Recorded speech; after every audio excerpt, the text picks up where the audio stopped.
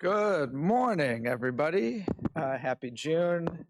Welcome to the Metro Board activities of June 11th, 2026. Before we begin, I'd like to ask Mr. Jamie Johnson, our Chief Safety and Readiness Officer, to provide this morning's safety contact. Jamie? Thank you, Chair. Good morning, members of the board. Today marks the start of the FIFA World Cup, the largest sporting event in the world. While our region is not hosting a game, Metro will be moving thousands of fans to watch games at bars, watch parties and homes across the region. Summer is upon us, and the most significant risk to customers and fans over the coming weeks is heat. There are 4 simple common sense precautions that customers can take to reduce the risk of being exposed to high temperatures. Number 1, stay hydrated, drink frequently, even if you're not thirsty. Prioritize water or electrolyte-rich drinks like sports drinks rather than sugary, alcoholic, or caffeinated drinks. Number 2, dress appropriately. Wear lightweight, loose-fitting, and breathable clothing like cotton or linen, and consider a hat or umbrella for personal shade. Number 3, minimize heat exposure. Where possible, travel at cooler times of day and seek shade from sunlight. Use the MetroPulse app to map your journey and make it as short as possible. And number 4, stay alert to the symptoms of heat exhaustion and heat stroke, such as dizziness, headache, excessive sweating, rapid heartbeat, and confusion. The elderly, children, or people with pre-existing conditions are most vulnerable. If you experience or observe these symptoms, move to a cool place, hydrate, and seek attention. Don't hesitate to alert a member of the Metro team or call 911 in an emergency. Thank you. By your accent, I imagine you're going to be cheering on the American side, Mr. Johnson. So thank you very much for the safety contact today. Welcome to this morning's Finance and Capital Committee meeting. Since this is our first meeting of the day, I'd like to ask our Chief Board Affairs Officer to call the roll. Ms. Ellison? Chair McAndrew? Here. Vice Chair Lowe? Present. Director Burns? Present. Director Weber? Here. Director Alcorn? Here. Mr. Chair, you have quorum. Perfect, thank you. Our first order of business is to approve the agenda. I'd like to move to approve the agenda as presented. Are there any objections by members of the committee to the agenda? Hearing and seeing none, the agenda is approved as presented. Now to the approval of the minutes. We have the minutes from May 14th meeting before us for approval. Are there any objections to the minutes as presented? Hearing and seeing none, we'll consider the minutes approved as presented. We have one action item on our agenda this morning and 2 informational updates. First, staff is asking for the committee's concurrence for 5 procurement items, 2 sole source, and 3 contract modifications under the board's procurement policy. Next, we'll receive updates on Metro's financial performance through the 3rd quarter of the current fiscal year and an update on Metro's rail modernization program. I'm going to go ahead and turn the floor over to Mr. Rickard and Mr. Tash to begin today's presentation. Thank you. Good morning, Mr. Chair, Madam Vice Chair, and members of the board. My name is Nathan Tash, Metro Senior Vice President for Procurement and Chief Procurement Officer. It is my pleasure to bring before you today procurement activity concurrence package. These procurements are activities support Metro's strategic transformation plan goals. As you are aware, the thresholds established on November 20th, 2025 require 3 main categories of procurements to come before the committee for concurrence. As you mentioned, we have 5 actions to come before the committee today. We have 2 sole source awards for contracts valued at $500,000 or greater, and 3 modifications, each cumulatively over $1 million or 10% of the original contract award. Here are the details in today's package. A sole source award is proposed for overhaul kits required to support the 6000 series railcar scheduled maintenance program. These kits help maintain safe and reliable railcar operations. This procurement supports our service excellence goal. The anticipated amount is $758,000. A sole source to support repairs of critical axle assemblies on Harsco prime movers to return maintenance equipment to service. WMATA requires repair of the axle assemblies. This procurement supports our service excellence goal. The anticipated amount is $748,000. A contract modification that exercises option 2 under the new flyer contract. The option allows WMATA to purchase 75 40-foot diesel electric hybrid buses and 25 40-foot battery electric buses. This procurement supports our service excellence goal. The anticipated amount is $130.4 million. A contract modification is proposed for 6-month extension of our solid waste and recyclable collection services contract that support operations across WMATA facilities. This action provides continuity while a replacement procurement is developed and updated service requirements are finalized. This procurement supports our service excellence goal. The anticipated amount is $1.5 million. And finally, a contract modification is proposed for radio coverage and related support for WMATA radio communications infrastructure. The work will enhance system performance and maintain continuity of critical radio service during ongoing operations and construction activity. The procurement supports our service excellence goal and is anticipated amount of $526,500. Mr. Chair, these are the 5 procurements before the committee this morning. Staff recommends Finance and Capital Committee concurrence pursuant to Board Resolution M 2025-01 for the contracts and modifications included in this package. Thank you, Mr. Tash. Any questions from committee members? Hearing and seeing none. Any other questions from folks? Hearing and seeing none. I've got just one. If you can articulate a little bit more, and just for everybody's public awareness, the first item there, it's great that we're getting the bus procurement done on option 2 there. So hats off to the team. Can you just spell out a little bit of what I imagine that's a performance contract provision there at the bottom in terms of an advance payment milestone of 10%? So yes, in order to everybody wants buses, right? So to keep our place in line and to provide that that continuity, it is customary, and we have done that in the prior procurements. Perfect. Thank you. It is very competitive out there. Wonderful. With no further question, Dr. Lowe. I did have to write Mr. Lowe on that scheduling survey that you guys just sent out because I'm not writing Mrs. I have a question about the solid waste and recyclable collection contract. What are we developing in terms of updated service requirements? So it is both places and what is being taken away, I guess, carried away. It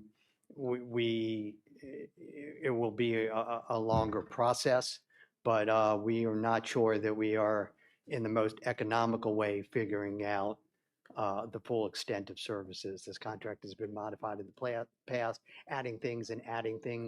Is there a more holistic approach to how we approach both solid waste and recyclable? And that's what we're going to be figuring out. Yeah, tighten it up. Sounds good. Thanks. Yep.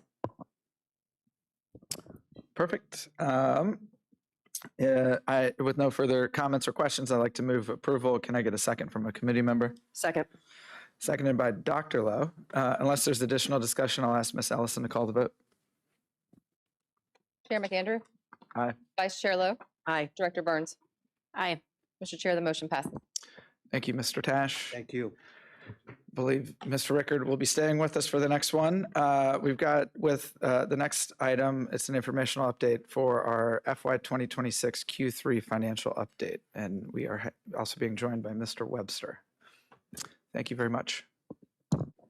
Thank you and good morning, Mr. Chair and members of the committee. This morning, my name is Dave Rickard. I'm the Executive Vice President and Chief Financial Officer for WMATA, joined by Tom Webster, Executive Vice President, Chief of Strategy, Planning, and Performance. We're here to brief on the financial results for WMATA through the third quarter, which is the period through the end of March. This is in support of our strategic transformation plan goals, primarily financial and organizational efficiency.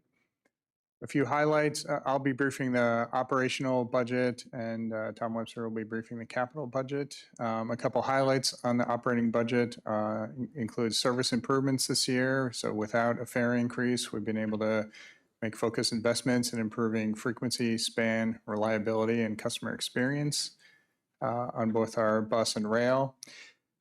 This year was also characterized by strong rail ridership that we'll get to more on the next slide.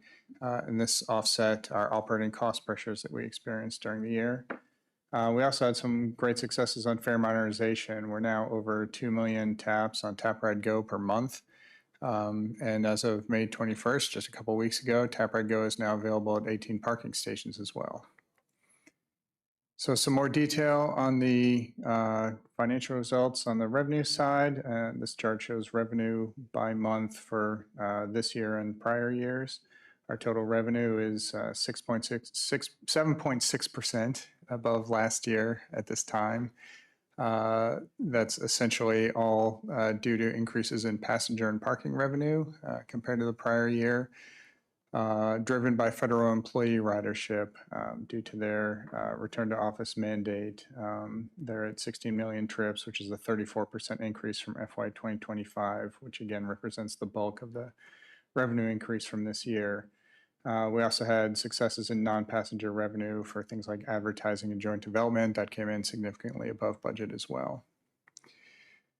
Overall, compared to our mid-year forecast, we're right on track. Revenue about $1 million short of the projection, and expenses $3 million below, which is $3 million favorable. So overall on track, and preventive maintenance, prior year savings are holding to the forecast. Just want to flag, since we're a couple of weeks away from the start of the new fiscal year, we recognize that service increases and costs for fuel and employee benefits are going to put pressure on our other cost categories, including personnel and contracts. We'll have a lot more information on that for the board in the fall. Thanks, Dave. Good morning. Again, I'm Tom Webster. Happy to be here providing a quick update on the capital program. We invested through the first 3 quarters of FY26, $1.3 billion, which is in line with our forecast from this past fall, our updated forecast from this past fall, and the assumptions that were built into the next 6-year CIP when the board adopted the budget and 6-year CIP in April. We are continuing we expect to finish the year at about $1.9 billion in capital investments. And then as the board knows, or the committee knows, the capital program is a rolling expenditure-based program. So we're anticipating we may have some updates in the fall, amendments potentially for a few projects. And then, of course, our annual cycle where we update the overall capital program beginning in the November timeframe. We are continuing to experience some challenges with the market and with production in some of our projects. Those have been built into this forecast, so no new news here, but those challenges continue and require focus on continued delivery from our team. The board last year identified, or the committee, 10 key capital investments for regular quarterly updates. So in the appendix to this presentation are some detailed updates on each of those 10 investments. Just a few highlights here. We remain on track with our Northern and Bladensburg bus garage projects. Those are replacement facilities to modernize for safe and reliable bus service. Both are on track to be completed in late 2028. We're also in the design phase now of our fleet maintenance facility at the Dulles Rail Yard. So that project is progressing, but still early in the design phase. On our next presentation will be a detailed update on the rail modernization program, but we had a significant milestone last month in requesting entry into project development with the Federal Transit Administration's Capital Investment Grant Program. Similar to the fleet maintenance facility, we're in the design phase of the Metro Training Center. So more updates to come later this year on that project, but underway. And we are, the committee may recall, last month we awarded the customer kiosk the replacement for our fare vending machine contract, and that has now mobilized, and later this year we'll have an update on scope and schedule and timeline for that new program. And that concludes our presentation. Happy to take any questions. Thank you. Thank you both. I'll open it up to committee members. Are there any questions or comments? Dr. Lowe? Do we have any big picture concerns about Metro's ability to implement the capital program and to absorb and spend the capital that we have budgeted and planned? No. Thank you for the question, Dr. Lowe. I think we have the program capacity to deliver on the investments that are programmed in the CIP today, and are well positioned to expand when DMV moves investment in the system comes to fruition here. I think you'll hear in the next presentation on rail modernization some of our thinking on resourcing and program managing projects of that scale. Certainly, as I mentioned, there are challenges in production, in manufacturing and delivery of various projects, but that's not so much a Metro resource constraint, but a market factor. Yeah, that's more what I meant, like supply chain, contractor capacity. We are constrained by all of these things that we don't control in terms of actually getting the money out the door and getting the stuff done. Are there any big picture risks or concerns? Like, I don't have any on my radar, and I just want to make sure I'm not missing something. At this point, I think we have factored in the known risks and timeline impacts into our capital forecasts. There's no doubt this region is doing a lot of construction, and there are only so many firms that can deliver on those projects. I think one of the real advantages of dedicated, sustainable, predictable funding is that we can communicate to the market much more clearly what we plan and intend to build, and not just signal, but actually map out over the next 25 years. This is what we intend to invest in.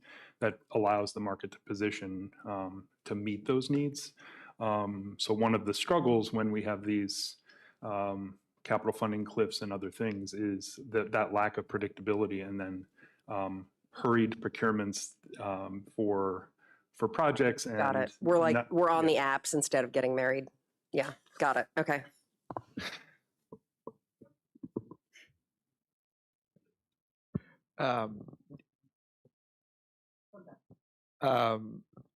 We'll go to the chair and then go to director. Just related, because I share the concern and curiosity just to articulate in what ways Metro is prepared to execute on some of these. It was actually a conversation with you that started. Yeah, exactly. So if you could speak to, exactly, there's only so many firms, but also as we are contemplating with our partners, the District of Columbia, working on improvements to transit, obviously around the new stadium. Could you speak to what is the plan for Metro to be able to roll out that initiative in a timely manner? Tom, I jump in a couple of comments. It's really, I think the word Tom hit, because you're both asking a great theme. Mm-hmm. And what we've been struggling with for the last couple of years is almost hedging our capital program because we don't have predictability. And so while we're trying to execute, no one ever executes a capital program to 100%. I'm not sure that actually would be possible ever. And some of this is reimbursable agreements too. So there's different schedules, everything from our Purple Line reimbursable agreement to Crystal City reimbursable agreement to, closing up Silver Line, Potomac Yard, all that kind of stuff. The predictability really is what our challenge is. And so we know there's a lot of interest in the market because they constantly are reaching out saying they want to do more work with us, but they need predictability on everything from trades and how their pipeline and apprenticeships works to consulting firms and others. So if you look at a place like Toronto or LA, or Seattle, but those kind of markets, even New York, there's so many, they have really good predictability in many ways. Seattle's struggling a little bit with the projects are so expensive, but the firms are lining up and they see almost like a 10 to 15 year window of how many things are going to be built over time. The other challenge we have is we're doing a lot of, I don't want to call smaller to medium sized projects, but there's a it's much harder to deliver dozens and dozens of smaller, and I mean smaller like 20 to $60 million projects than a few years ago. Andy and his team did a really good job delivering the Yellow Line Tunnel project, which was worth hundreds of millions of dollars. The Silver Line, which is worth hundreds of millions of dollars. So when we have bigger projects, so like an RFK, like a Gold Line, like some of the rail mod, they might take years to spend, but the actual ability to manage the cash flow and project becomes almost easier because the size of the project helps. Where we're really caught on most of the capital program, I think in the last 2 years, outside of those comments, is the fleet. Both where we buy buses from is an industry challenge, and we are behind on our rail procurement, and we are putting significant pressure on Hitachi. And that's not to say they're not working hard, but the rail fleet is behind, and we really want to spend the money that we have allocated because we want the vehicles. And then there's other things like the radio system, which is almost 100% we are at the mercy of the supplier for tower development, equipment development, and tower installation. So they're all a little different, but I think if we can get DMV moves secured, and if we're moving forward with RFK, we have, I think, the technical team that has shown the ability to deliver much bigger years of capital delivery. Like only 3 years ago, I think, Andy, we delivered 2.3. And so, you know, we know that that's 350 million more than we're going to probably do this year. We know we have the capacity to do that. We just need to, because we're really worried that next year, if we don't get DMV moves funding, the 1.9 is actually, we're going to have to cut several hundred million from that and even shrink the program, which means we'll have less project managers, resident engineers, other things. And then that's going to be really hard to hire them back to ramp up the year before. So long way of saying, as usual, predictability, predictability, predictability. I'm not saying we could go deliver a $7 billion capital program. That we could not do, maybe in 8 years if we thought we could ramp up. But I'm very confident we could deliver this organization a $2.5+ billion, give or take, program effectively here year after year if we have that predictability. Thanks. And I think we're circling around a couple different things. So I agree with the benefits, obviously, to everyone of the predictability. I think it would be helpful to hear, and I know the rail mod will partially address this, is how Metro expands its senior leadership program initiative leadership to be able to provide the oversight capacity for some of these, like, so for example, I know for ERP that has occurred, and obviously for each of these, there's going to be need to bring on a team of experts. Yeah, no, I think great question. So I think you're Can I going follow up on that? you will see that in the red line. Jill will be introduced. We brought a seasoned executive to run a big, sophisticated program. ERP, we have some people that are pretty sophisticated around that. Radio, which, you know, the board wouldn't interact with. There's some very sophisticated people that have been, that, I mean, 10-year project. So yeah, I think that's a good example, which is, but then other things are a little different, which they're more brick and mortar. So they're a different type of specialty, but we need to ensure that not just we bring the right people in, we don't lose the people we have. And that's actually one of our probably bigger concerns is that, you know, Teresa's not here, but under Andy, that area of the business, those people get poached every day from consultants, other transit agencies. You could work at water, power, airports. If you know how to build a bus garage, you can build an airport terminal. You can build a wastewater facility. And so that's actually our biggest concern is I think we can flex in and add. We're a really good employer and people want to work here, but we're really concerned that there's a group of talent that we're, you know, on the verge of losing sometimes or retiring. And that's, it all works together that way. And I know Director Lowe wants to add on, just to say, I'm very pleased that the board is pleased that ERP is starting to roll out. And I guess this weekend, right, there's another phase. For multiple reasons, including that it builds systemic capacity. That is something that we've all been concerned about. And where I'm going as well is just concerned about procurement capacity. Again, wonderful team in place, but procurement, given all these projects, clearly that's an area that needs to be running smoothly in order for everyone to be able to execute. Yeah, I think we've got that thing moving in a pretty good direction now. I think the line of sight on procurements, the nexus between procurement, capital planning, I feel that area is pretty solid right now. You know, what would help us actually is if we had the predictability, the types of projects, then we could probably build more in-house capacity for those specific types. So like ERP, a very important project, but it's more of a one-off. We're not going to do an ERP again. Where back to the brick and mortar stuff, if we decide we're doing multiple second entrances or infill stations over the next 10, 15 years or 4 BRT projects, now we can build a really great BRT team and not rely on consultants as much. So it's more cost effective and we deliver them better in-house. So that's that balance that I think we're the most focused on the talented team side of this.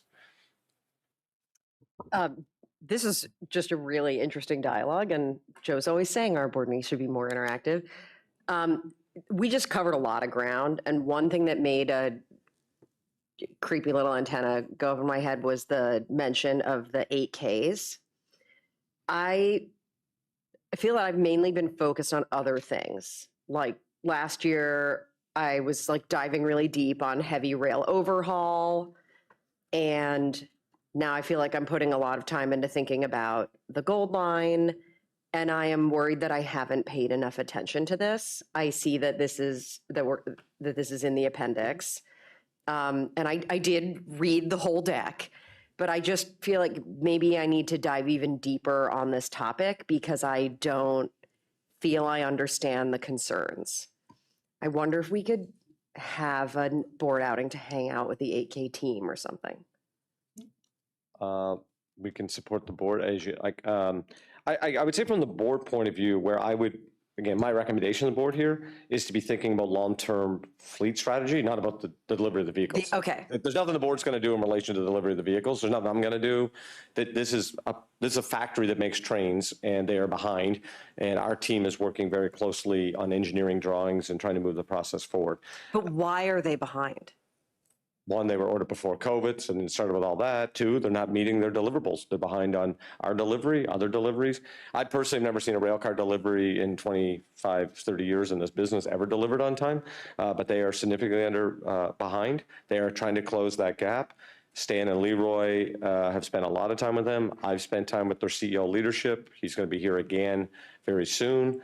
They are making progress. I think the Hagerstown facility, when they get finally at the right place, will make a lot of progress. They're delivering those vehicles for Baltimore as well. Then they have Philly after that. So there's a lot of that. What I would say is in the fall, and we're not sure exactly when, but we do need to come back with a larger conversation around fleet. And we are analyzing, do we need the option one? What would option two look like? Oh, I see. With automation. And I would, respectfully, that's where I think the board, from a strategy point of view, is what are we going to be over the next 10, 20 years between automation? Because if we expand fleet, we have to expand yards and shops, which is hundreds of millions of dollars of capital. And instead, that's why we're trying to move to more automation, where we can use the same or even less fleet over time, because fleet really means 4 other things, all kind of cascading and connected together. So we are working through a lot of thought around that. We're also doing that on the bus side. We're also thinking about the bus facility side as well. How many divisions do we need? If Western gets rebuilt, do we need another one? Can we maybe consolidate? So there's a lot of work to be done on that. What does the future of surface transportation look like outside of main bus corridors? So I think one of the things we were thinking about is trying to get back to board sometime mid-fall on these types of items that can then help influence the next CIP that the board would be, we would propose and you all consider next year.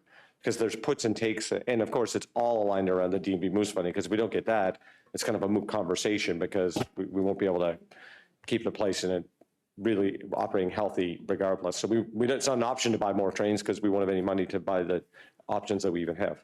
Understood, but this is an incredibly critical topic. Okay, that sounds good. Okay, thank you. Thank you. And Director Lowe, at any juncture you want to go to Mountain, Maryland and see the cars in the manufacturing facility, we can certainly make that happen. Wait, no, I mean, look, I went out there and saw, I mean, like, it sounds right now like the robot dog is not working hard enough, like, I think I learned what I could learn by watching that little thing prance around. But like, you and I should sidebar sometime, because didn't y'all buy? We've got our cars. They're in service. So and y'all have your cars. we keep commissioning. Our order was in before WMATA's. So we'll keep going. Director Burns. Thank you. Totally separate topic. I was curious, great conversation, but I am going to steer us in a different direction. On slide 6, I'm not sure if that's the same for you here. There was a mention of emerging technology going in. There it is, so the very last bullet point. Sorry, previous slide you were just on. My question here is, are you noting this as a potential challenge that is upcoming? Is it a potential solution? And is this separate from the ERP plan? Or I was just curious about this bullet point specifically. Yes, thank you, board member, for the question. I think what we're trying to convey here is the world is changing really fast. So when we initially scope a project in the project development phase, we're trying to anticipate where technology that will be integral to the project will be, but then months and years pass and the technology's changed. So there's potential for change to projects once they're launched, as we learn or are anticipating a new change here. So an example, we are in the design phase of our rail maintenance facility at the Dulles Yard. We know that technology in that space from supporting the maintenance operation is changing. But we also know we have to get the project done and delivered and to support our scheduled maintenance program. So we're balancing these emerging technologies and considerations there with the timeline to deliver a project, and looking through our benchmarking program at what others are doing in this space, and trying to build in options to design contracts or construction contracts that recognize that something may change in flight, and that there's some complexity there working through the development of those contracts and that type of thing. So all that to say, there's change happening all the time across our entire capital program, and keeping up with that and making sure that we're making informed decisions at the point when we're firming up a contract is really critical. Thank you. Thank you. We'll go to Director Weber. Actually, you can stay on this slide. So recognizing that there are some things that you just don't know what you don't know, but I was intrigued by this comment about the unknown conditions and unanticipated vendor delays. The general manager mentioned rail cars, mentioned radios. Anything else that's maybe keeping you awake, not every night, but once a week, where you're starting to think, where are we on schedule with this? And this is a risk. Thank you for the question, Director Weber. I think in terms of specifically vendor production delays, you've hit on the main ones, with the 8K really being sort of the big example of that. I do want to highlight that, and just to build on Tom's point, we're looking at procurement strategies that allow us to be less prescriptive with vendors about approaches. We want to be open to the best and brightest ideas that are out there. So part of our procurement strategy is more of these requests for information or being open to accepting bids that can reflect different approaches to things like automation and so forth, so that we're not trying to decide up front what all the final answers are and then go out to the market. We're letting the market come to us on some of those things. I'd add, Director Weber, if I can, a concern that Andy and I talk a fair amount about. Electrical power side of our business, very challenging. To get switchgear, so we're the biggest user of electricity in this region by far. This year's budget, I think, is $106 million in electricity. We also we are basically our own utility. We have all of our feeds. We work with Pepco, Dominion, places like that. We have an enormous amount of everything from transformers and switchgear. Some of that stuff has lead time now of 2 to 3 years, and very competitive pipeline where Google's and Amazon's and SpaceX and everyone else wants the same stuff, or quote unquote needs the same stuff. Again, back to predictability. If we don't have the right flow in ordering, and even if you have unlimited money, you can't buy your way up in line. And so the data center electrification of our world, including surface transportation, it is probably one of the, if not the biggest supply chain risk we have. It's very close to the top, but I think it probably is the biggest. And that plays into our fleet, plays into like how many cars we're going to operate on rail lines, how many electric buses we could support, or mixed use fleet. It plays into, you and I have had conversations, I know Board Member Alcorn as well. What does the future of bus transportation look like when there's going to be fleets of robo-taxis? Because that's clearly coming. But then they're not going to replace, 16th Street buses because we move tens of thousands of people, but maybe they do replace buses that don't carry a lot of people, but then they need to be charged and they need to be serviced and they need to be charged and serviced in fleet facilities that look totally different than a Bladensburg bus garage.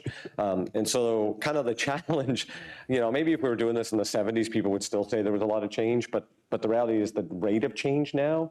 And so what we're trying to do is get something done, knowing that we might build some stuff now that in 10, 15 years, someone says, why did you waste all the money on that? How did you not see that this thing was going to happen?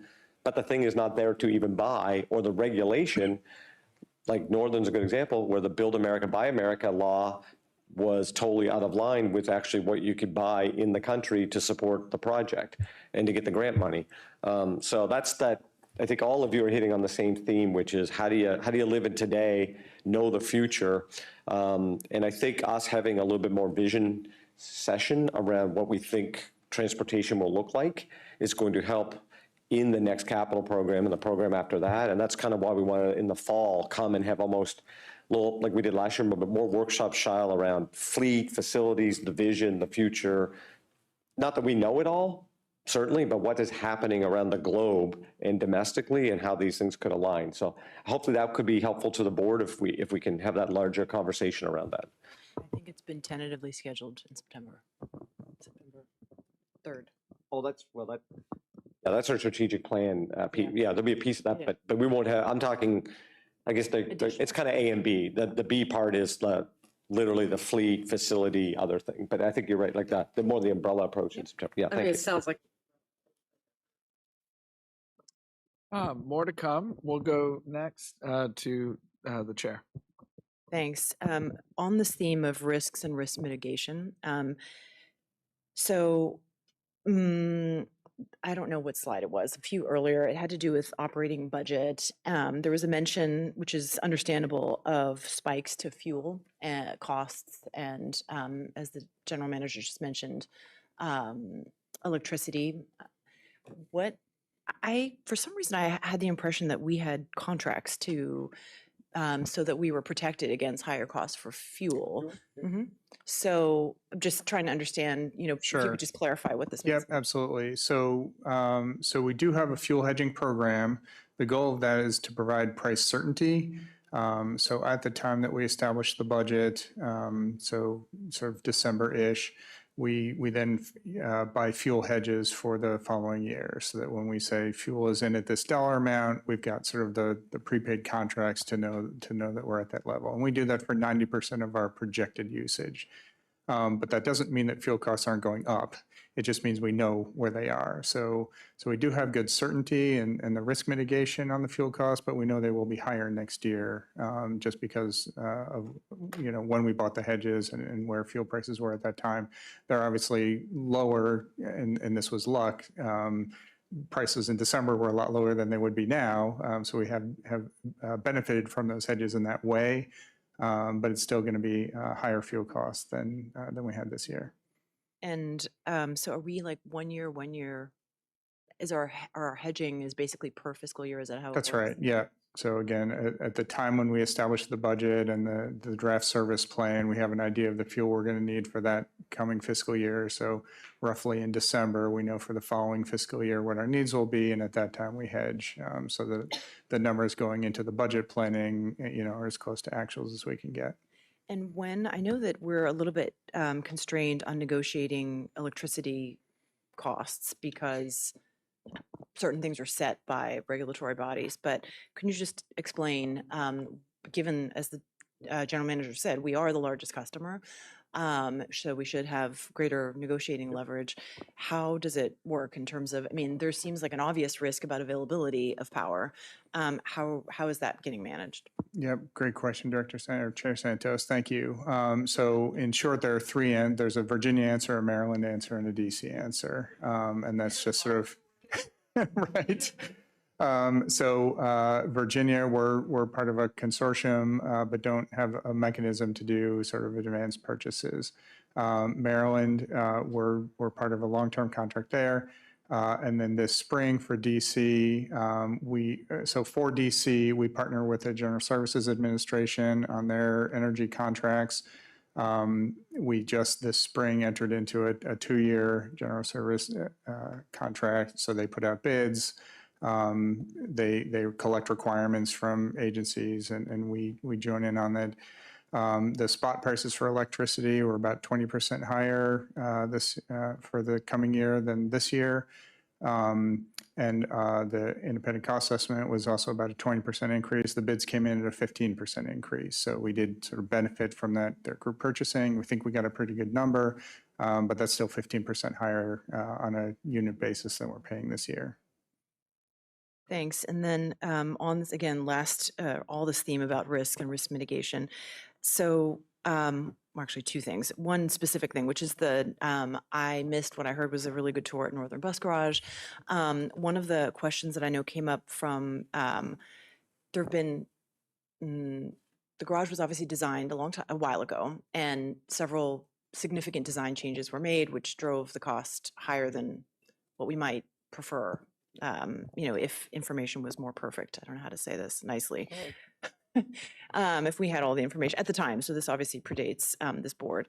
But my understanding is that garage will not, so there's changes in the market as well about what is standard for buses. And my understanding is that obviously there's hybrid, there's hydrogen, there's electric. So this is more of a strategy question, which is, is your team building flexibility into our facilities that can accommodate future types of fleets? Because my understanding is that particular garage can only accommodate, I think, hybrid, right? If I understand correctly. Electric, excuse me. Mm-hmm. So why are we not, you could explain why we are or are not able to accommodate hybrid, hydrogen, and the other future of buses? Sure. Thank you, Chair, for the question. I think looking at the macro, our entire fleet and all of our facilities, we have fuel flexibility, CNG, diesel, hybrid, and electric across all the divisions. A policy choice was made on Northern several years ago to have it be an electric-only facility, and that was a change after the project started, which drove clearly cost and change in that project. But the future of Northern is as an electric facility, which again adds some complexity to the construction of the facility, the ongoing maintenance and operations there, and then the flexibility to operate other fleets out of that division. So I think for sure when we have this strategy in the fall, it'd be great to understand what is the strategy around fleet and just, these policy choices that need to be made. Yeah, no, I think it's great. And we did this a little bit last year and the year before. We keep going back to the macro is the most important, not the specific facility or division. Mm-hmm. And like that division, I think, Andy, correct me if I'm wrong, but like CNG was not going to fit at that facility. And so it was basically going to be diesel or it was going to be electric. Hydrogen's just not anything reality in our market. Montgomery County's playing around with some stuff, but I mean, we don't produce hydrogen in this region. So maybe in 30 years, there's some commercially viable hydrogen option, but that is just not commercially viable in our region right now. So on the macro, we're good. I think our bigger thought is honestly, what does bus look like in 2045 and 2060 and 2070? So if we're going to spend $700 million or more on a bus division, what is that going to deliver for the next 40 years, and how many of those we need versus are we willing to have smaller things to complement those? And there's labor questions related to that. There is local jurisdictions, and back to having us all have our separate agencies is a big problem, because if we want to do more micro stuff in a region, what does that look like when another operator thinks that's their area? And so that's kind of a challenge between the region, what we need to do for fleet plan, facility plan, fuel propulsion, electricity, back to switchgear, labor. So yeah, So it makes it all interesting. It's certainly fun. But I think this larger conversation, we've been talking a lot about figuring out a way to get to the board with all of this, the unknown parts of strategy, but really having more robust discussion about what the future Trade-offs. could look like. Yes. Yeah. Thank you. All right. If there are no other questions, I've got just a couple. And, at a macro level, congratulations to the team, right? We're hitting our budget and ridership keeps growing and folks still hold us in great high regard. So I think at a macro level, that is great. I've got a couple questions, or one question particularly, and we kind of talk about risks and kind of putting my dual hat on here. There's risks abound throughout, but there's news out on inflation growing at the highest rate in 3 years today. Have we started to see any inflationary pressures on our capital contracts in the last couple months coming in higher? We're starting to see it in certain dimensions on our side of the ledger. Thank you for the question. So we certainly have seen some of that. It doesn't, for the most part, impact contracts that we have in place already, because those tend to be, fixed price for a lot of our parts and so forth. So it's more about anticipating sort of future growth. We have built in inflationary assumptions for our budget planning for execution in 27, for example. Another potentially offsetting factor is that we had, consistent with our contracts, been paying some tariff charges. Some of those have gone away. So we may see some offsetting changes that help with the inflationary side. But for sure, we are expecting, again, mostly going forward, that inflation will be part of the reality of our contracts next year. Gotcha. Well, we will look forward to receiving that update. And, at the end of the day, understanding that we're always doing some value engineering in the background on some of these larger items. And until you get things under contract, unfortunately, you don't lock in your bids and costs can change. So appreciate the update. Are there any other comments or questions? We're running just a few minutes late, so we're going to transition over to the rail modernization program. Thank you guys for the Q3 update. We've got an exciting entrant to today's program, but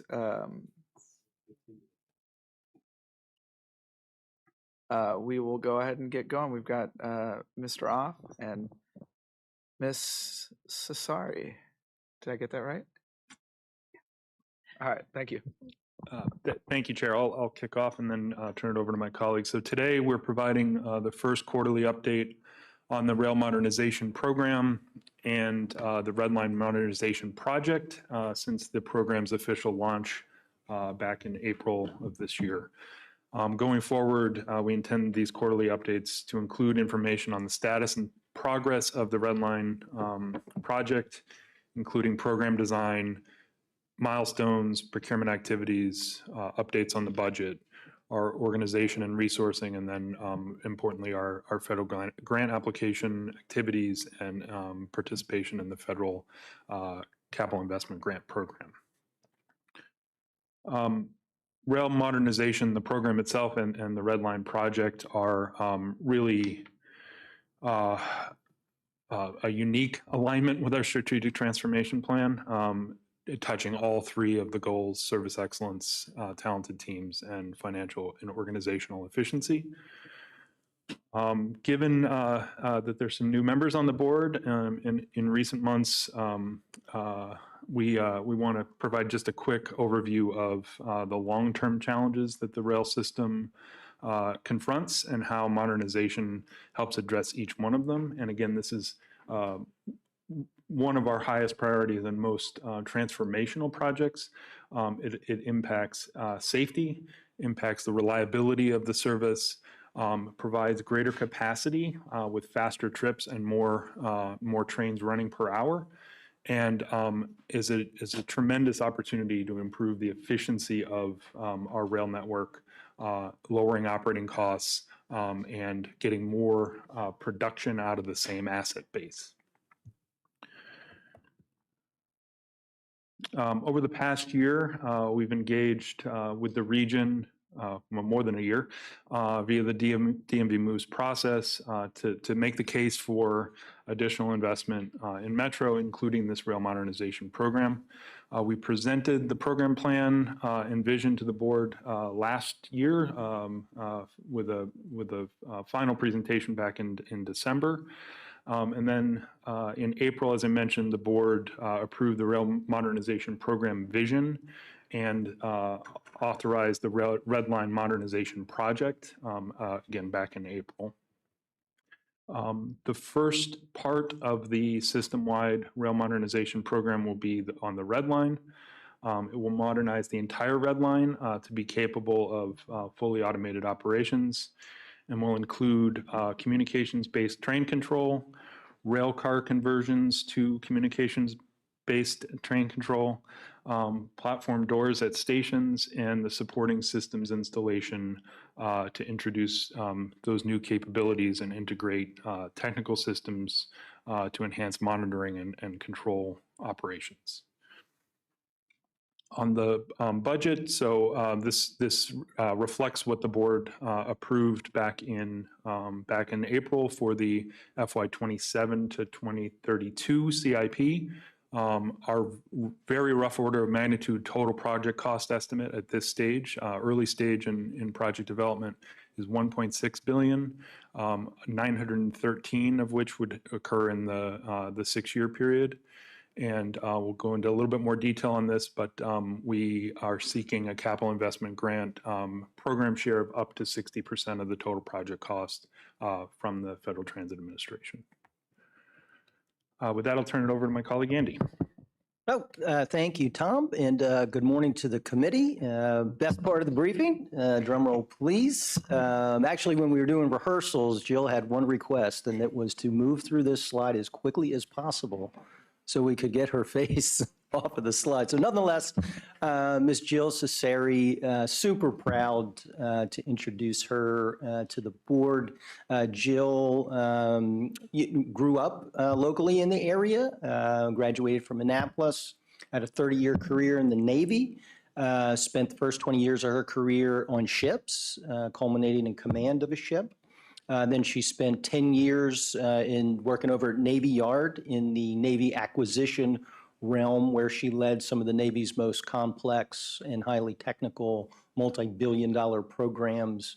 And you'll see there's a lot of connection. We'll talk a lot, in the coming weeks and months on our program about, software, hardware, testing, life safety functions, all the types of things that Jill has pretty intense experience managing at a very senior level. So super proud to introduce Jill. And one thing I did want to share, I think just an interesting piece. So when Jill was retiring from the Navy, they have transition programs, and she specifically entered in to a program that was connecting veterans with the transportation, specifically rail industry. So she has, an interest in this stuff. Even before she started, she joined the team, participated in our APTA peer review, which she'll touch on. So without further ado, Jill. Good morning. Thank you for having me. Jill Cesari, Senior Vice President of Rail Modernization. So you got the clicker there. Next slide. Thank you. Since I've been here, it's been a month. We've really been organizing ourselves around how we're going to organize the work. And the 4 key work streams that we're focused on, program management, which will oversee the resource management, procurement, acquisition, design, and engineering portions of this effort. The stakeholder engagement, which includes the federal, state, local, and public partners. The implementation and the construction, which really deals with the work planning, the track access, the customer impacts during construction and testing, the civil works, and the technical interfaces. And then the operations and the planning, which will include concepts of operation, service planning, workforce planning, and operational testing. As we advance the program, we continue to build our technical expertise, which was briefly discussed, in other portions of this morning's discussion. really look across the team for the expertise that we have, as well as identifying the areas where we do need more expertise as we grow this project and get ready to deliver. All right, I think I'm turning it back over to Andy. Thank you, Jill. As Tom had mentioned previously, and I believe the board, saw copies on about 2 weeks ago, we did request our official submittal to the FTA and also shared an accompanying letter with Secretary Duffy to enter the CIG program under a core capacity segment of that. So kind of the first step in what will be, a very long journey, but, huge milestone for the team, very succinct, precise document, but, just great work by the team and certainly proud to, get the first step behind us and keep moving on. Next slide, please.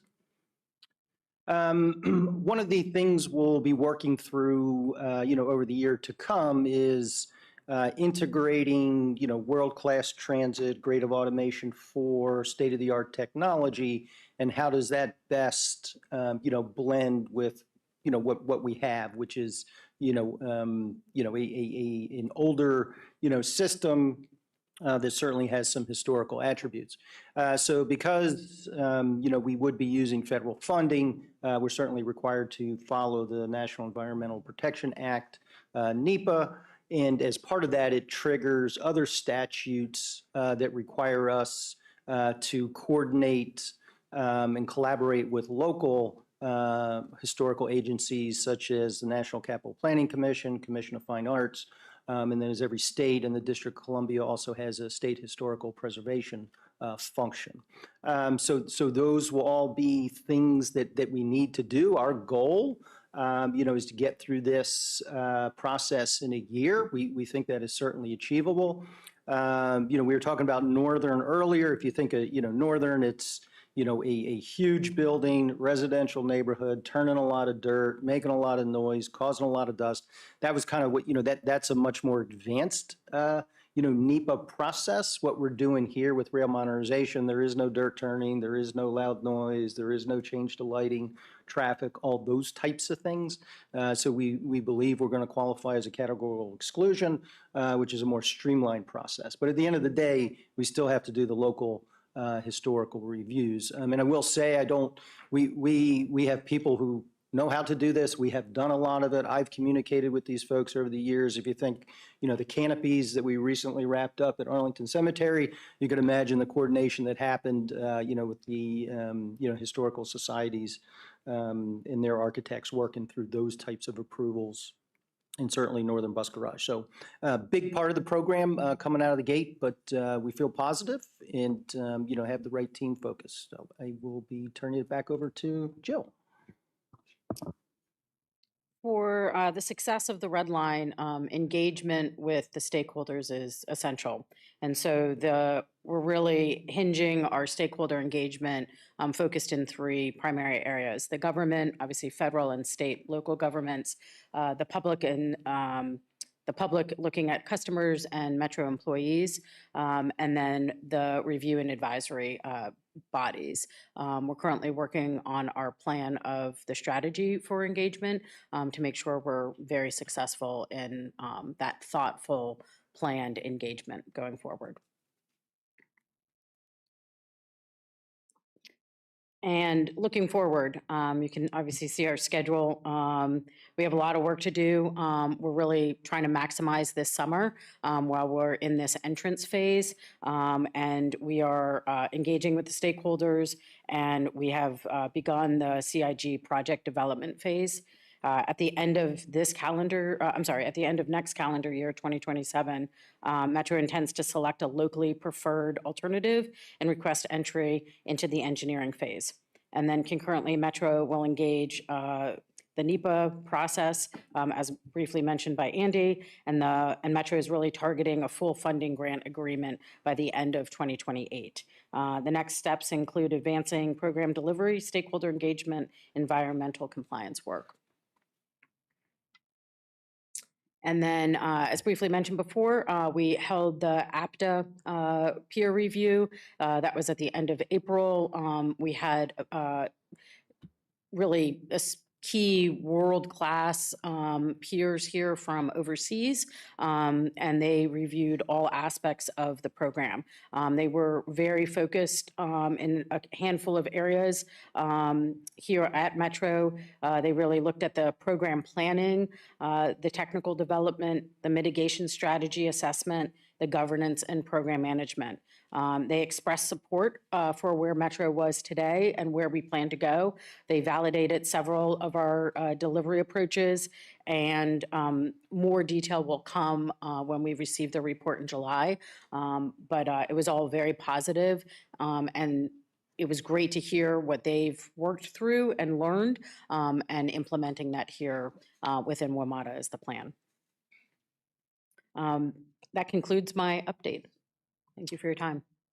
Thank you. Before we go ahead and open it up, the GM would like to say a few words as well. Yeah, very quickly, Chair. So one, we're really excited to have Jill on board, and I think as you interact with her, you're going to see just an incredible, mature experience around systems integration. And again, her job is to kind of be the glue that ties so many. This is the ultimate in cross-departmental coordination here that we have to do. So really excited.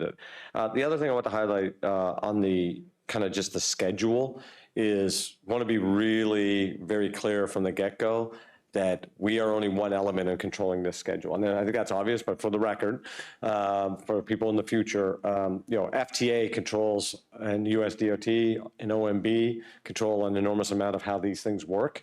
There's people that are waiting to get to engineering for a couple of years that can't get in. On the other hand, sometimes they go pretty quickly. So we own the obligation to our federal partner to be very good with our documents, very clear, very transparent, and do really high quality work, which we're committed to. But just, FTA has lost a lot of staff in the last year. They are doing great work, not just with us, around the country. Really appreciate their leadership. Talking to the Secretary's office as well. So we believe this is a really good project that meets the administration's goals around safety, efficiency, those technology investments. But just putting, there's only so much Metro can do the way the regulatory framework works. So we are going to, when Andy says a year, we would love to get that done. That'd be probably the fastest CE ever done in the history. But we do believe that that is what should probably be the normal timeline. So we are going to try to work with our federal partners and local partners on that. So just want to add that a little piece. So thank you. Thank you. I see Dr. Lowe. Start us out. I just have one question, which is, it's a digression from the slides, so feel free to say that we should talk about this later. But so we're talking about the red line, and it's the oldest line, so it makes sense to modernize it first.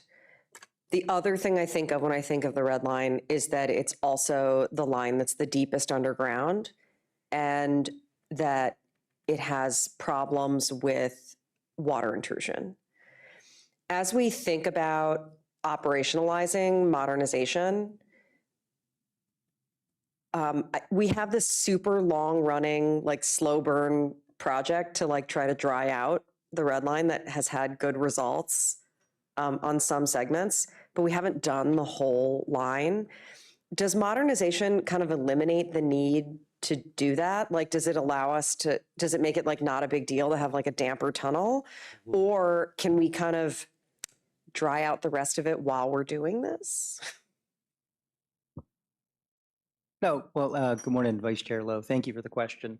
As you mentioned, we have invested, a lot of money specifically in the Forest Glen, Silver Spring area, in Tenleytown, Friendship Heights, Bethesda, at our worst locations, doing a curtain grouting to, eliminate or, mitigate water damage.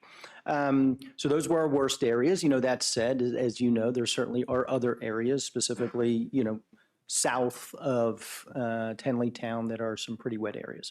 So we are always chasing water and always will. And I think we'll continue to evaluate, the leak mitigation program and where we need to go next. I will say one of the things we're really excited about the rail modernization program is it removes a lot of the equipment that's currently That's in getting wet. the tunnel. Yeah, and that's puts what I it thought. On the rail car, right? This program is as much about reducing your component footprint and putting it into something you can pull in the shop and work on, as opposed to, put people on the tracks and subject to corrosion and other environmental detriment. So, no, I mean, water intrusion is something we will always chase here. We do it every day, and we, have launched larger programs to get after bigger areas. But I'm not concerned. I don't think the team is concerned that water mitigation is going to, prohibit or restrict in any way implementation of a modernization program on the Red Line. Yeah, that's not really what I meant. I meant more like what you just said, which is that by eliminating all of this wayside stuff, then if a drop of water falls in a forest and no wire is there to get hit by it, did it even happen? I think this will be an additional benefit of doing the Red Line first. No, absolutely. And as you know, we have water intrusion in our train control rooms. Not I did hear about that. But this program eliminates, up to a third of that infrastructure also. Outstanding. No, thank you, ma'am. We'll move on from the committee to others, and we'll start with the chair. Thanks. On the slide that lists stakeholders, just want to ask for, let's see, there we go. So yes, agree with all of this, but just a few asterisks at requests for updates, which is in addition to this, where do our regulatory partners fit? Are we educating? What I mean by just this is coming fresh off Walter and Joe and I's conversation with WMSC, and just I think as our partners, educating them as this goes along. I'm curious, what's the strategy or what's the thinking? No, good morning, Chair Santos. Yes, I think we certainly not all encompassing, be it labor or, as you noted, the WMSC. Certainly, we will, as we have done with automatic train operations and other modernization or reignition of technology, we will certainly be engaging them, as a stakeholder. Jamie and his team are always engaging, our WMSC partners on a host of issues. But no, that's a very good point, and certainly can add those to our engagement slide here. And the reason I asked the question, obviously, is so that presumably they will be supportive through the process, as opposed to reacting, as we go along. And the other category that I also don't see reflected, it's implicit, but just again, asterisk. So under public, it's not just our customers, but it's also all of citizens, right? People that are in the region that are arguably contributing through taxes and support for the system. So again, it's implicit, but just a reminder, citizenry and the business community. And thank you for mentioning our labor partners. Again, it's implicit in Metro employees. One of the slides, I don't know which one, talked about vendors and I remember, I believe it was Teresa who had, or maybe it was you, Andy, who had mentioned the event or the gathering in March to understand different models. What did we learn? High level. I think the most, positive thing we learned is there's a ton of interest. There is a lot of market interest.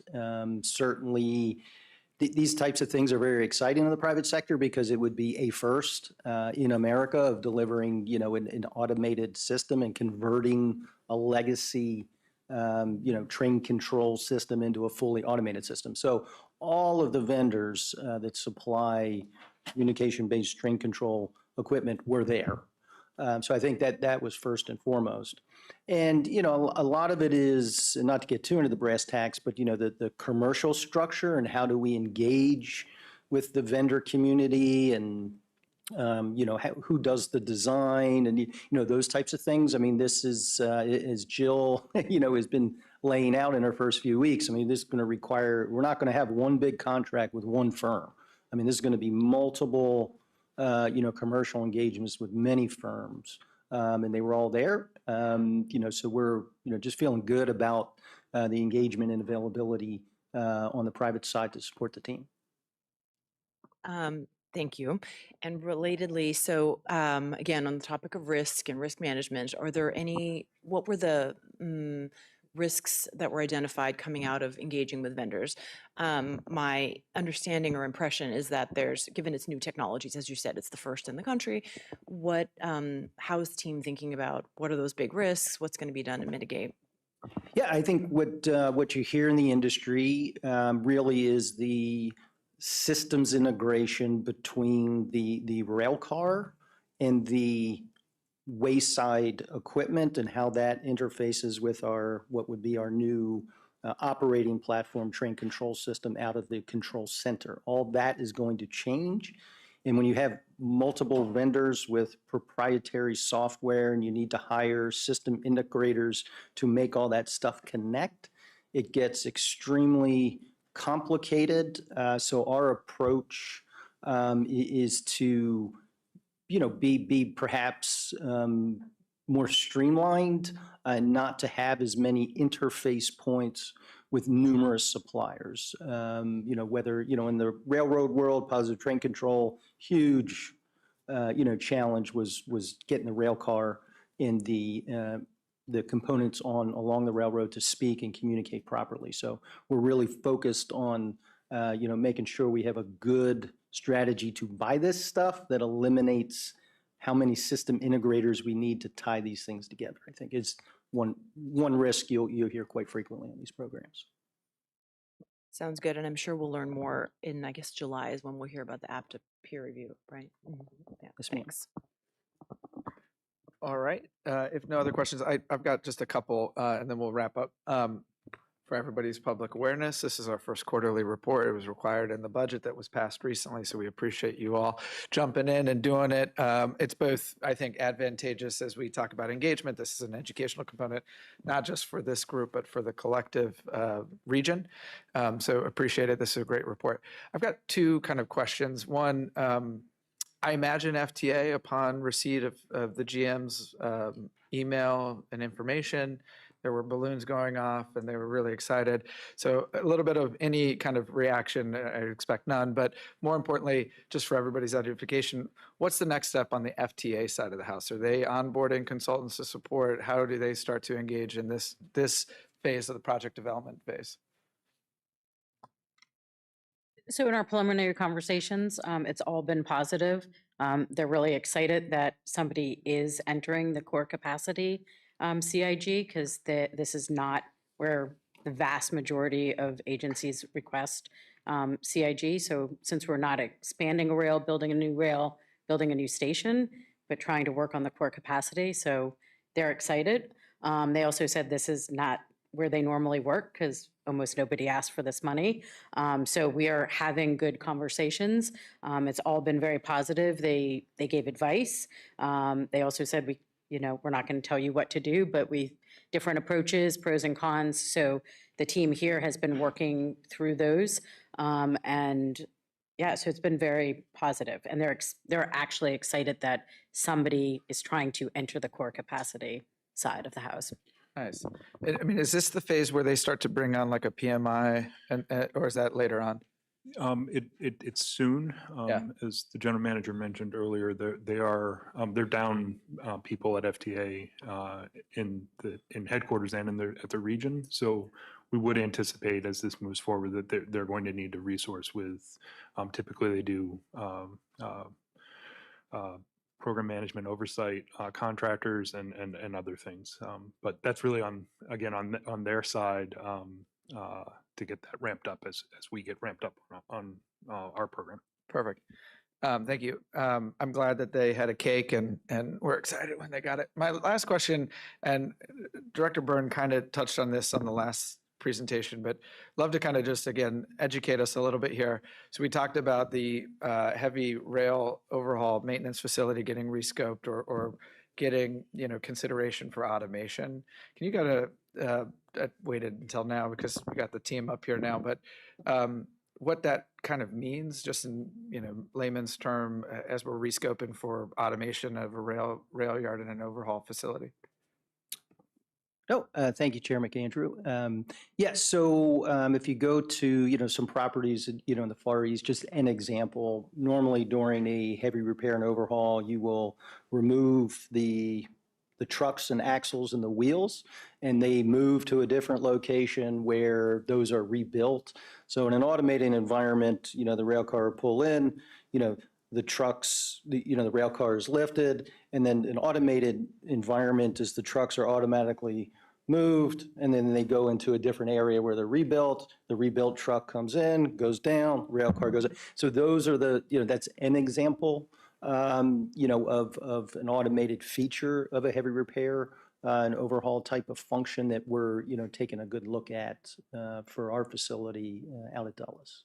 Gotcha. So automation in this context, just to be clear, may not be directly tied to automation of our rail modernization program per se, but maybe there might be educational components we can blend from one to the other. Yes, sir. I think similar to the question that Tom received about, operationalizing technology to be more efficient, it's everywhere. Track inspections, bus maintenance, and this is just another example, but is separate and distinct from Jill's program. Gotcha. And so we will be seeing, if this were to happen, more robo-dogs that Dr. Lowe was mentioning previously.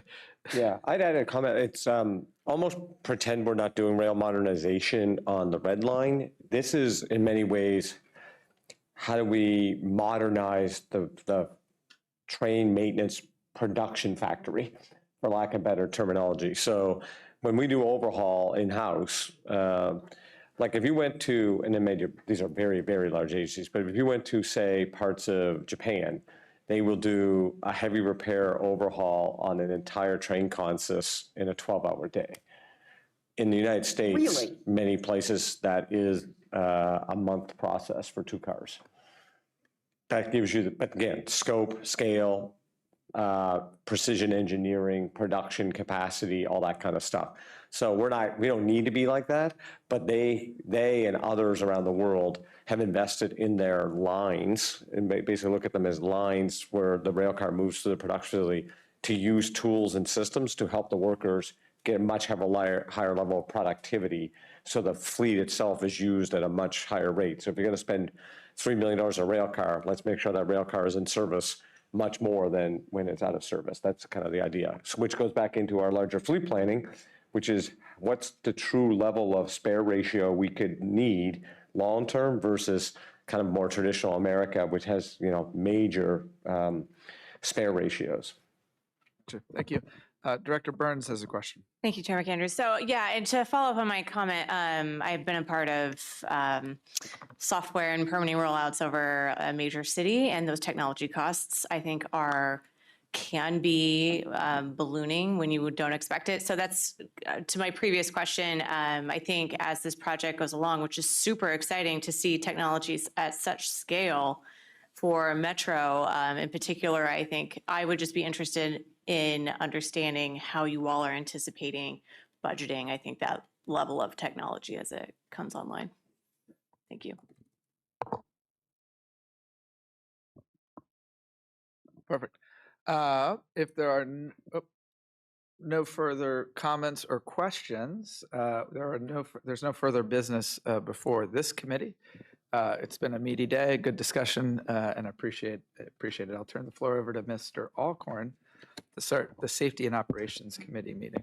All right, thank you very much, Mr. McAndrew. Welcome to today's Safety and Operations Committee meeting.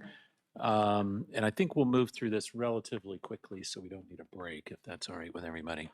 So our first order of business is to approve the agenda. So we have today's agenda in front of us for approval. Are there any objections by members of the committee to the agenda as presented? Okay, hearing and seeing none, the agenda as approved or is approved as presented. We also have approval of minutes. We have the minutes of our May 14th meeting. Any objections or corrections to those minutes as presented? All right, seeing and hearing none, we'll consider the minutes approved. Now, This is something that we have something to do that I don't think he wants us to do, but we now have, and I'm going to wait till he gets in the room before I start talking. So we are going to be talking a little bit about bus and rail service standards, but today we get to do something, it's a little bit bittersweet. We get to recognize Metro Transit Police Chief Michael Anzalo on the occasion of his retirement. So I've got a few things to say about him. Under his leadership, and he did have something to do with this, to say the least, Metro had seen the lowest crime level in its history, along with a high crime closure rate. And this really is a testament to his leadership, not just with the Transit Police Department, but his ability to coordinate with partners in the region to keep our riders safe. Chief Anzalo's leadership ensured safety and security throughout the Metro system, and even through some very high-profile events like presidential inaugurations, 4th of July celebrations, and even really every day that Metro serves the region. So Chief Anzalo also recognized that ensuring the community safety doesn't come solely through enforcement, and I very much appreciate that as well.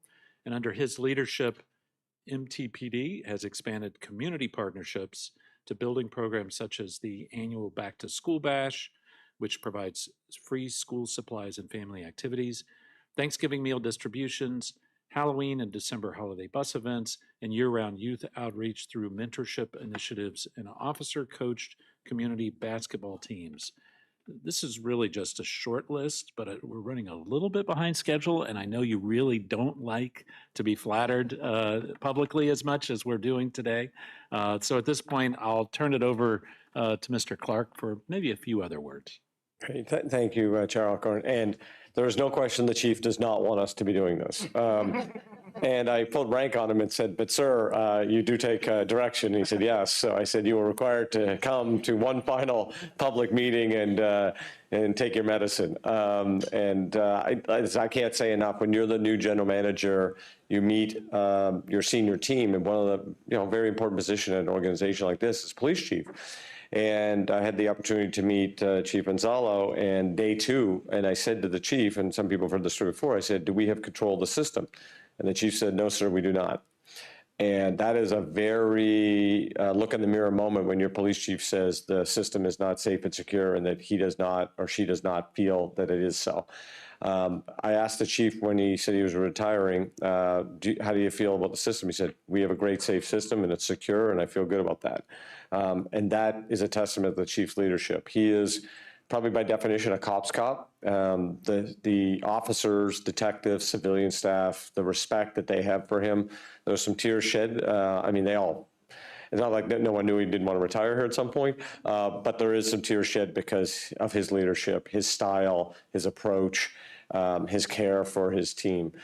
So Andy and I were very fortunate to give some remarks last Friday. Some board members were able to be there, and we really appreciate it, for our annual police awards, which was an incredible event at the Spy Museum. And quite frankly, what a way to end a career. So over 30 years of policing in this region. This is arguably, here in New York, probably the 2 hardest policing areas in the world. The chief's leadership here and at MPD, incredible, whether it's inaugurations and special events, and just the world we live in, especially today. The chief and I talk a lot about the world we live in today with social media and the interface of how difficult it is to be a police officer in today's world with cameras and everything else in your face. But just, Chief, we are so excited for you on a personal level.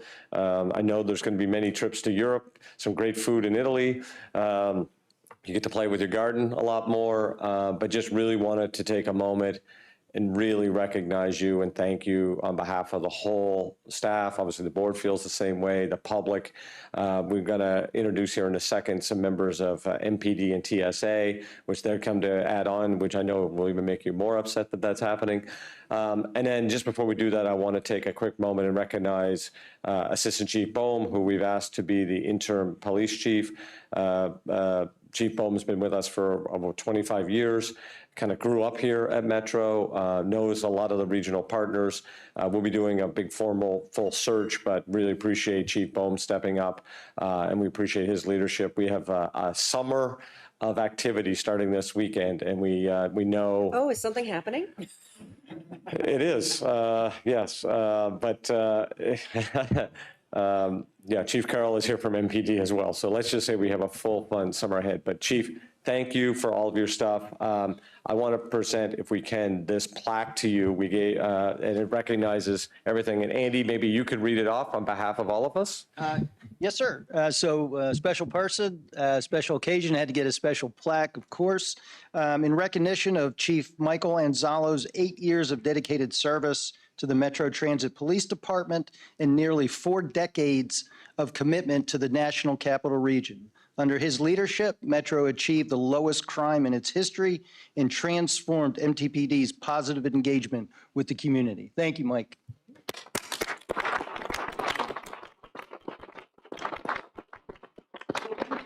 Why don't we do, we'll do all the stuff and then do the picture.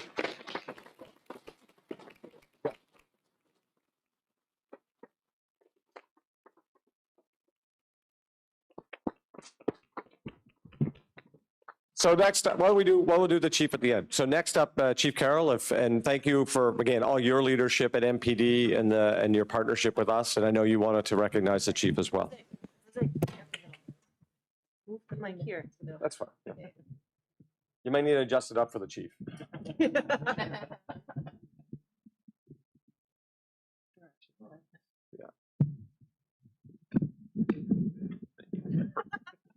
That says pretty high.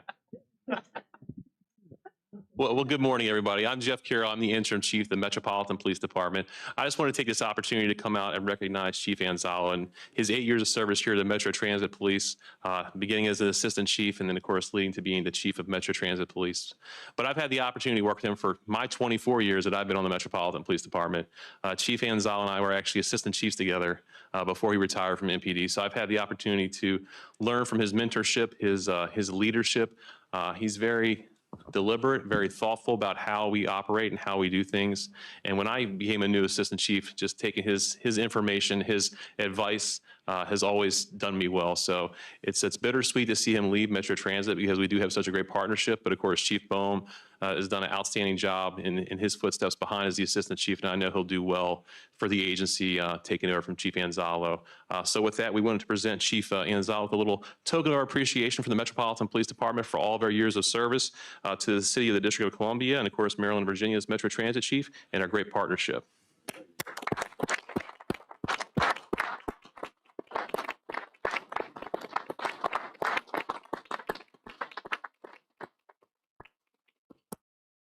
And then if I could call up Ms. Sonia Proctor, I think you may recall she was here before from TSA, one of our other most important partners and someone that's known the chief for a while as well. So thank you for being with us again, Sonia.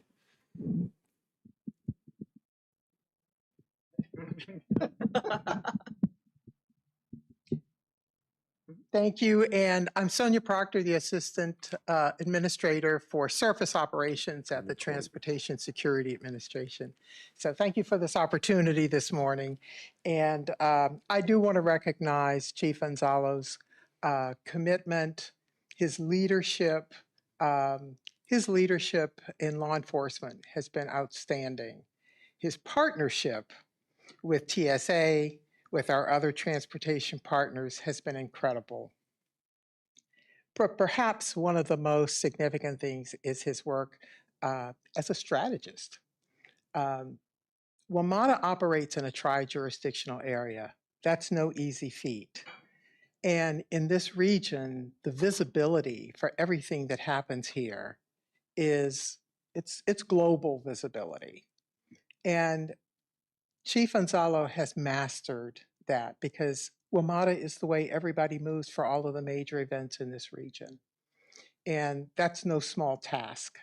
So Chief, if you want to come over, we do want to present you with this plaque from TSA in grateful appreciation of your leadership and partnership as Chief of Police, your unwavering commitment to the community, the Transportation Security Administration, Surface Operations, and the nation has greatly enhanced security for the traveling public.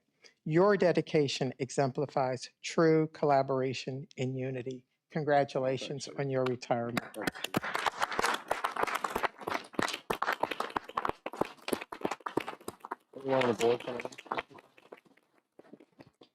Thanks, Chief. Appreciate it. Chief Gonzalo and I had the privilege of serving many years before in the Metropolitan Police Department, so we've got something kind of carrying on here.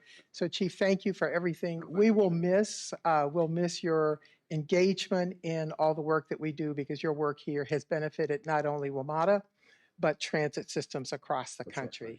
So Chief Bohm, you've got quite an active column here. And Chief, I Thank you, Chief. Appreciate it. Thank you, appreciate it. ma'am. All right. Thank you. Thank you. Thank you so much. Thank you, Son. Thanks for being here. So just open up for any board members. If there's any comment in before the chief, if you get a chance, I'd love to get your final remarks. Just very quickly, which is on behalf of the board, Chief, it's been such a pleasure to work with you the last couple of years. And we overlapped slightly in a prior life. To quote something back to you, which you said to me in passing last Friday, which is good government is good government.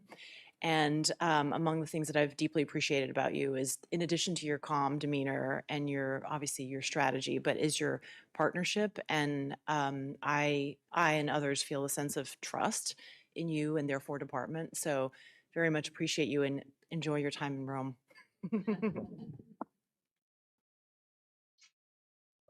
Yeah, so Chief, Sorry, really quick. Yes, Dr. Lowe, please. Chief, I just want to echo everything that Chair Santos just said. It's always been easy to work side by side with you, whether it's here or in the Wilson Building, because of the enormous trust and credibility that everyone who's ever worked with you has. And you have such a legacy here, not just because of all of the programs and initiatives and outcomes that everyone has just mentioned, which of course those are all true, but look at the talent that you are leaving behind at MTPD. It's completely safe for you to go to Rome, because you know that you are leaving us in very capable hands. Also, I just got back from Rome and it was amazing. All right. Do you have any remarks? And I know the one thing that you will not miss is text messages and phone calls from me or Andy all the time. So you will enjoy that part. Yeah, exactly. Yeah. Did your wife already take your phone? just about. But no, thank you all, and really want to thank the board, Mr. Clark, Mr. all the Metro folks here, as well as our partners, Jeff and Chief Proctor. I still call her Chief after all these years, but she was the Chief. And Jeff, you did well despite my advice. So congratulations. Kevin Gaddis retired from MTPD is here, and Steve and Maurice, the command staff. Can't say enough good things about them, but really, it's really everybody here that's made the difference in Metro. So definitely appreciate that. The working relationships have been good. When I got here, it's an extremely complex organization. So the work that you all do on the board, the general manager, everybody here at Metro, is really amazing just to see how you tie the region together. And, the thing is, you all prioritize safety. So that's a huge thing. You don't get that everywhere, but here you do get that. And so my job was actually pretty easy because of all of you and the great staff that's here as well. And Mr. Clark, I can't say enough about him. He is a high energy guy, but but I enjoyed working with him. And same with the board. Dr. Lowe, I tell you, I couldn't be happier when you went with us down to the Wilson Building and got fair enforcement back. That was key turning point. Chair Santos, same thing, just a key turning point in establishing safety in the system. So I couldn't be prouder working here, and I definitely appreciate the kind words, but they aren't necessary. And I think you all do a great job. So hopefully I won't read about you in the newspaper, but I'll be looking. And couldn't ask for a better person than Steve. I think, as a career, Metro Transit officer, I think he's got the leadership skills, and I think he'll do very well here. So thank you all. I really appreciate it.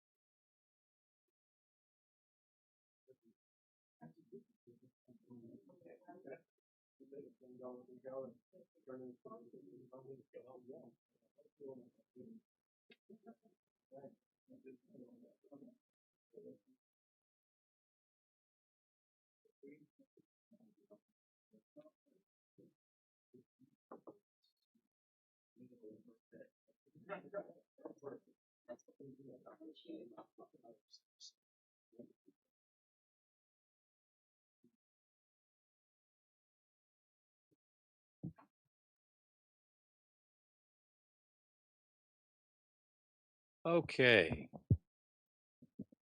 So we do have one agenda item for the committee, and what we're going to be doing today is looking at updated rail service standards and bus service guidelines.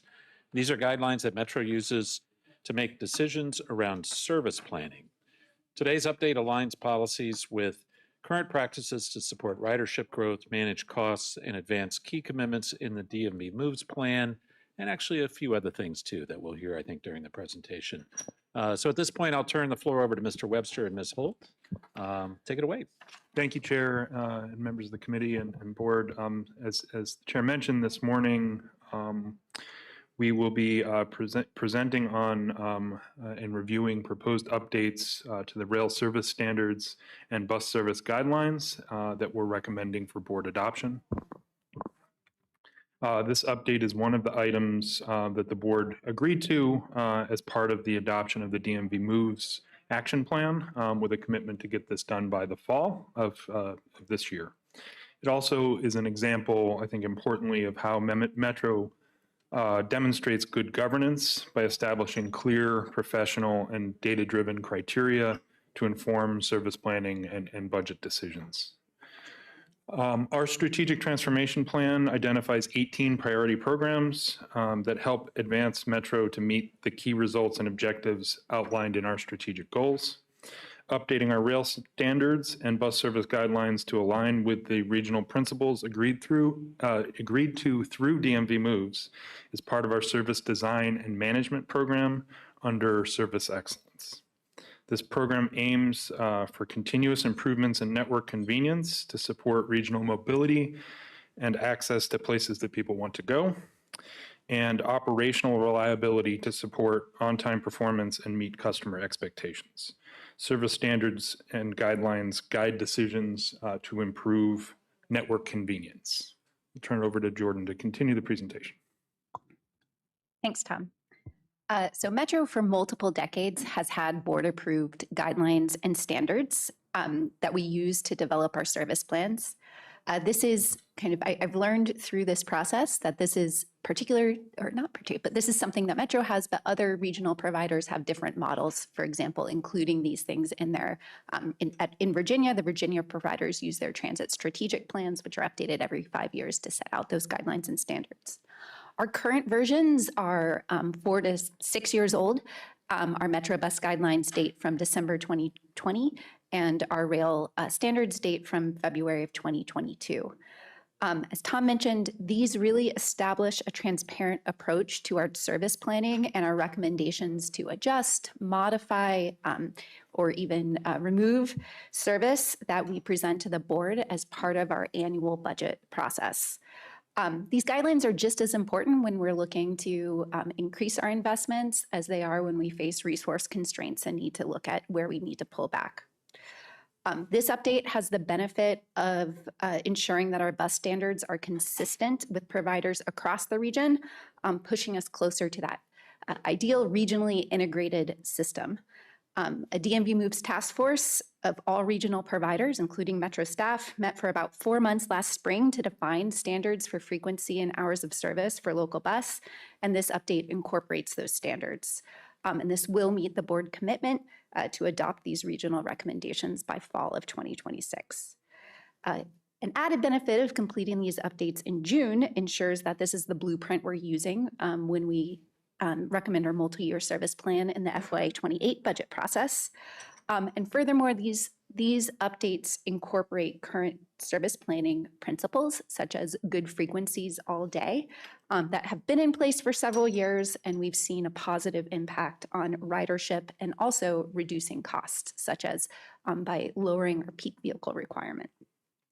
It's important to note that these guidelines and standards are non-binding and have some inherent trade-offs about kind of system coverage versus frequency, and so require us to make decisions balancing available resources. I mentioned that the bus guidelines are a product of regional coordination via DMV Moves. This coordination is actively continuing with regional working groups formed to advance the 6 action areas, including continued conversations around alignment on regional performance measures and definitions. The bus guidelines advance action plan commitments in 3 areas, 3 of the 6 areas. First, as we've already mentioned, we are agreed to adopt regional service guidelines, so that's quite clear. But they also add a section on bus priority to start defining performance outcomes and targets, which is also a recommended action through DMV Moves. They also incorporate a section on bus stop amenities, which we've simplified. Okay, so what is actually in these guidelines and standards? They really set the parameters that we use for our multi-year service plan. As you may have noticed by looking at the draft documents, our bus guidelines are much more voluminous than our rail standards. That has to do with the nature of the system.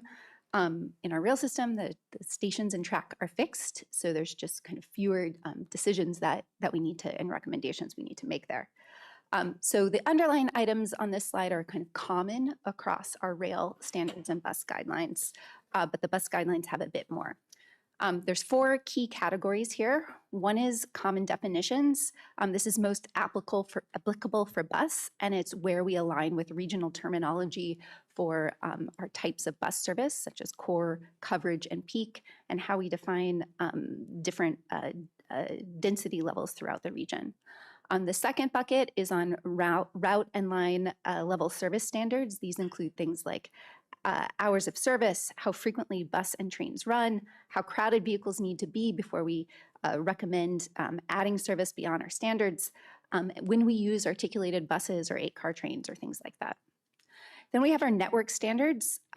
These are about how we want our overall network to operate, and we've tried to align these between Metrobus and Metro Rail, as well as with our strategic transformation plan.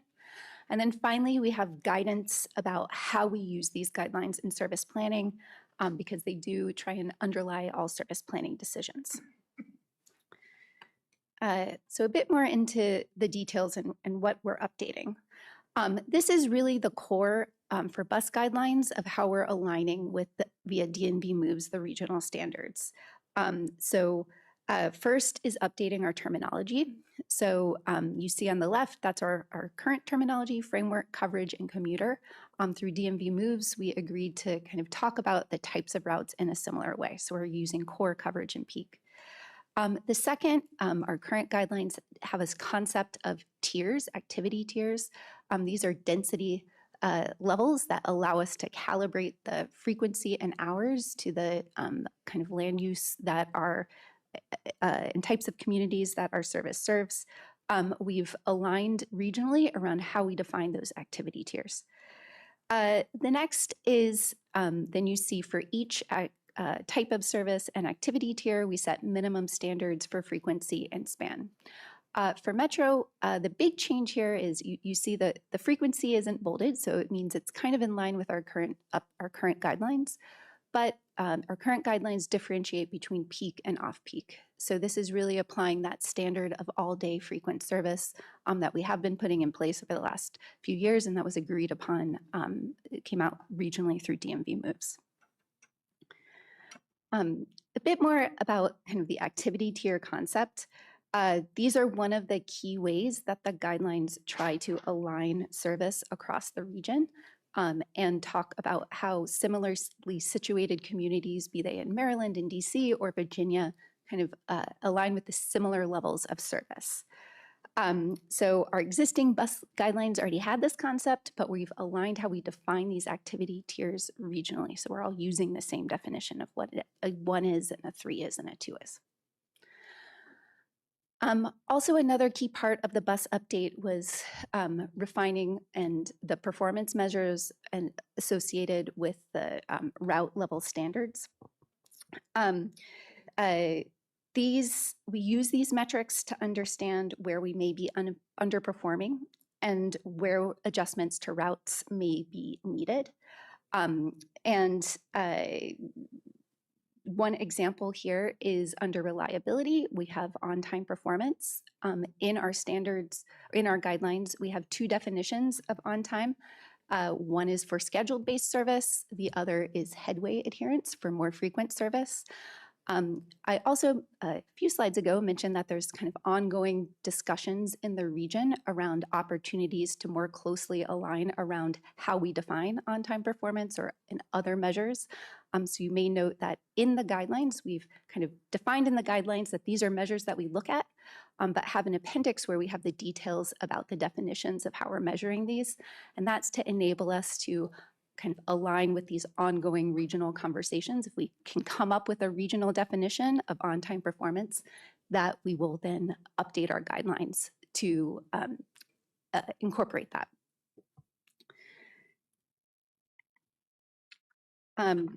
I mentioned the guidelines also include a section that establishes definitions for bus priority investments, including the conditions needed for each of these and the expected performance outcomes. Kind of harping back to on-time performance, bus priority is often one of the ways that we can improve reliability while also reducing opportunity costs. Specifically for bus rapid transit, which is one type of kind of a bus priority investment, we've aligned to the international standards that are set through the Institute for Transportation and Development Policy. Another update, main update to the bus guidelines is to simplify our bus stop amenities. Of the about 7,000 stops Metro buses serve, about 250 are at our rail stations. And of these, about 2/3 are kind of fall into level 3, about 16% are level 2, and 18% are level 1. And we're currently in the process of conducting an inventory and assessment of all of our bus stops to understand and confirm what amenities are available. Moving on to the rail standards, these are shorter and have fewer changes. One of the changes was to clarify that we are aiming for trains every 6 minutes in the core. This is kind of where things are already interlined. Previously, the standard had only referred to the red line. This does reflect our current practice, and our system does meet these standards. The current standards actually call for 100% 8-car trains.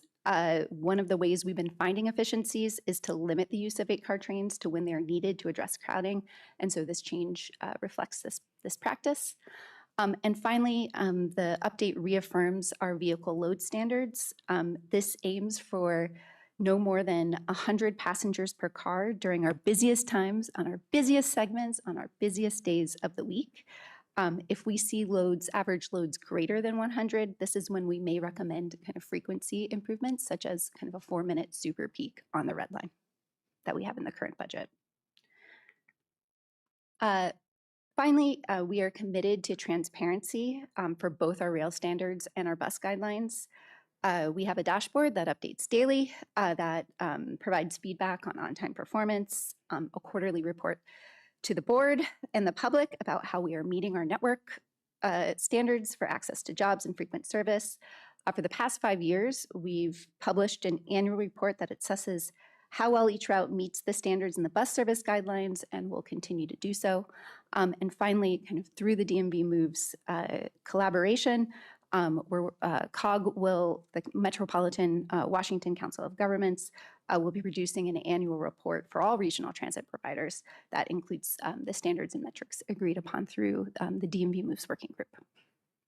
Thank you. One more slide, actually.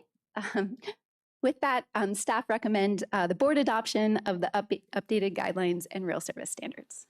Thank you. Thank you very much, Ms. Holt. First, any comments or questions from committee members? Yes, Chair Santos.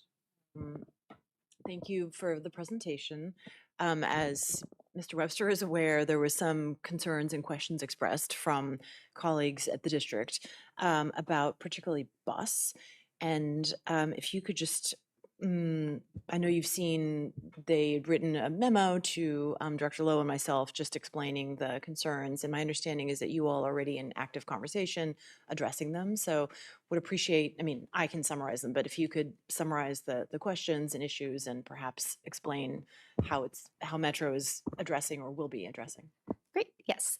So I believe working with the district, they've expressed feedback specifically on how we're defining on-time performance in the guidelines for bus. They note that we have a schedule-based on-time performance metric that in the appendix uses our current parameters, which are no more than 2 minutes early or 7 minutes late to evaluate on time. And noted correctly that this is kind of one of the widest ranges kind of nationally and regionally with peers. On that topic, that is one of the things that are the DMV Moves Working Group that's currently working. We have a meeting at 1 today. We're going to continue this discussion, is working to see if we can align regionally around a common definition. Kind of looking at our regional peers, it seems to be more common to be no more than 1 minute early or 5 or 6 minutes late. So we're working to establish that regional definition that then we will be incorporating in our guidelines. So that is kind of one of the reasons that we've put the definitions in an appendix so that we can update them fairly quickly as we get to this regional agreement. think the other aspect of the district's feedback was about having a measure of on-time performance that applies to our more frequent routes, so 12 minutes or better.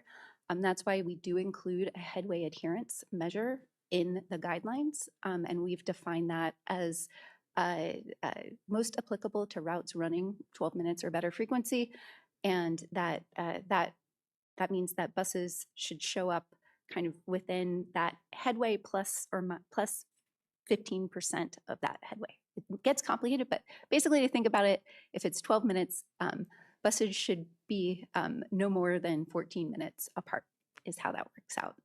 And that we will apply to routes that we manage on a headway basis. Currently, we have one route that we're managing on a headway basis, the C53, and that is the measure we are looking at to track improvements on that route. As we kind of learn from that and identify opportunities to manage more routes on a headway basis, that will be the measure that we apply to those routes. Thank you. One of the things that struck me when I just looking at these metrics, it seems to me that they're very system oriented versus customer centric, meaning we're measuring, again, it's just, and maybe that's the only option, because these are service standards versus like what's the customer experience. Is there a way, or are there a different set of metrics to frame it more from the customer experience? Because I think that's the gist of what the memo is getting at. Yeah, I would say from a customer experience, we know from our customer satisfaction surveys that customers want frequent service that's reliable. So, these standards and guidelines relate to that by setting those standards for what frequency is. And then on-time performance is the way that we measure kind of reliability. Then we also, through our strategic transformation plan, have set out other measures for customer experience, including the availability of real-time information that is accurate, so prediction availability and prediction accuracy, and that's something we're also tracking and measuring. But that doesn't really apply to service planning decisions, right? That's about our technology working and that we're kind of operating it as designed. So pulled in those factors that really align more with how we make service planning decisions. Chair Santos, before I call on others, thank you for bringing that up. I think, perhaps, in terms of our metrics that we look at quarterly, in terms of customer satisfaction, other things, maybe there's another angle there that we need to put more attention on. I do have, first of all, non-committee members, Director McAndrew, and then Dr. Lowe. Thank you, Chair. So just a little bit of a dialogue I had with the team and just raise awareness on, there are two different items. One, I view this guidance, it's a great effort, so kudos. But it's like part of the three-legged stool, right? So we need to have guidance that informs our planning. But at the end of the day, the other sides of the stool are our formula programs and ultimately our budget in terms of how you can fund it. So ask the question out loud, should we be talking about, evasion or fare box recovery? And honestly, it's probably not the right place for it. This should be, guiding planning in that space. And then ultimately the other two legs of the stool inform, what comes through the other side. At the same time, we got the Q3 update today that there might be some fiscal headwinds. So ask the question of, how does this inform, in a world we don't want to be in where you might be reducing service? And at the end of the day, they give me some examples of prior years where that has happened. Again, we're looking forward, positive, but this is also used in that vein. Ultimately, the budget is the one that is the decider on that one, but this is used in that space. One question, though, and I think it is later this month, we're going to get an update on the Better Bus Network redesign progress, success, all that stuff. This is separate from, but I imagine informed by what you guys have seen over the last year or so of kind of Better Bus Network results and performance. So just, maybe a teaser for the next board meeting and the update that we're going to get. But if there's any kind of nuggets that you guys would like to inform us on of, what you saw from the Better Bus Network that has informed anything of the update that we're seeing here today. Thank you, Chair. And yes, in 2 weeks, we'll be back with a Better Bus, pretty comprehensive update on both the network, but also investments and initiatives in the Metro bus space. I think that there is a very direct relationship between the guidelines and the network redesign. And in building the new network, we essentially used these guidelines before we brought them forward for adoption here. It was this space has evolved since they were last adopted. Jordan mentioned the all-day frequency and driving cost efficiency were major factors in the network redesign.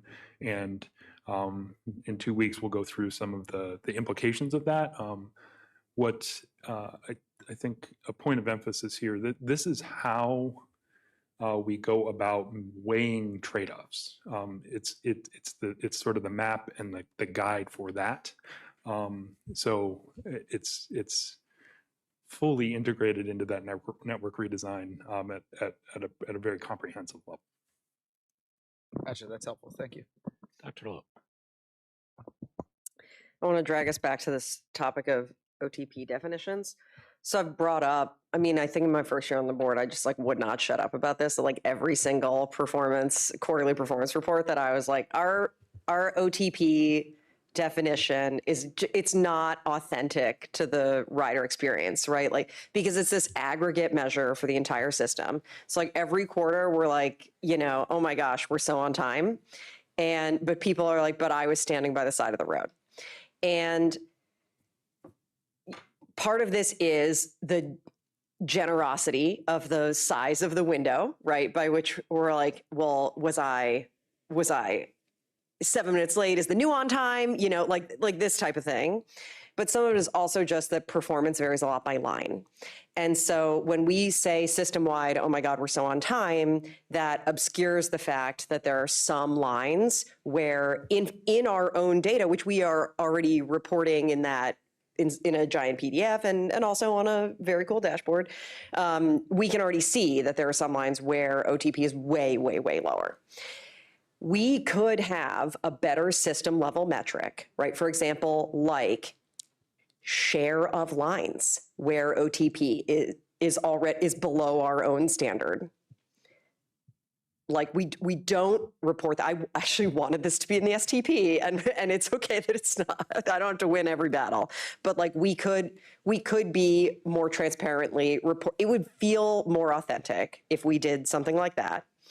Also, like tightening this window, but also like thinking a little more nuanced about not thinking of OTP as one size fits all. Like, to be fair to Metro too, right? That like, I'm for regionalism, but we need to think differently about OTP in the core frequent service network and in the region as a whole. We should just have 2 metrics, one for each type of, even as we think about like expanding headway management.